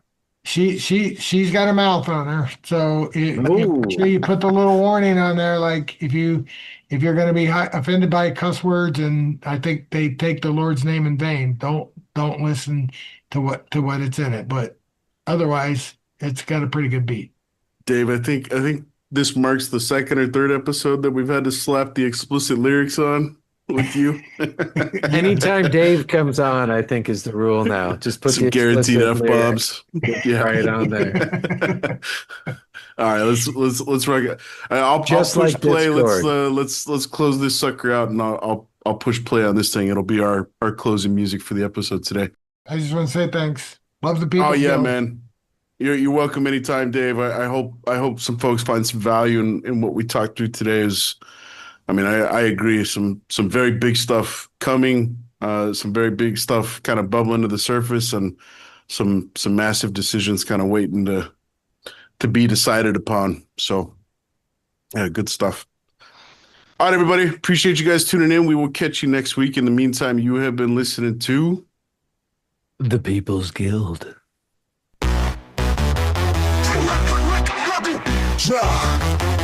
Jack, you're born for the war, not strategy, nah, not no glory. Just a raw fight, the gruesome, bloody story. Raised in the Grimwood, grasped by tools, brutal school. Learn quick, battle ain't survival, it's the goddamn rules. Identity dark from the moment I grip the blade. Me and my brother Rocco, side by side, unafraid. Bond forged in blood, harsh and etched deep in our bone. This ain't a game, this ain't no playground, this is our home. The conclave arcana, creeping like a disease, threatening our whole way of life, trying to bring us to our knees. Got a handful of warriors, yeah, that's all we can muster. But guess who's still here? My brother, my anchor, my booster. They say we're outnumbered, I'll match the odds stacked high. Reinforcements might come, might not, don't even try. No time for that hoppy-dopey fairy tale crap. I meet them head on, unleash the dead trap. Relentless, unshaken, feel the ground tremble and shake. Come high water, come hell, for my people's sake. Never stop fighting, you hear that? Never back down. I'll stand here alone, the baddest bitch in this town. You think you can break the grimword? You think you got the juice? You're welcome to try, punk, but you just cutting loose. Cause Thriger's a force, a storm you can't weather. We'll die on our feet, we're in this forever. Forever. We're in this forever. Forever. We're in this forever.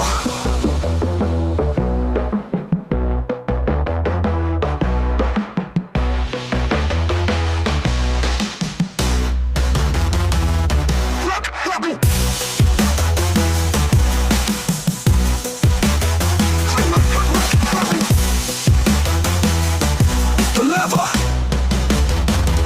We're in this forever.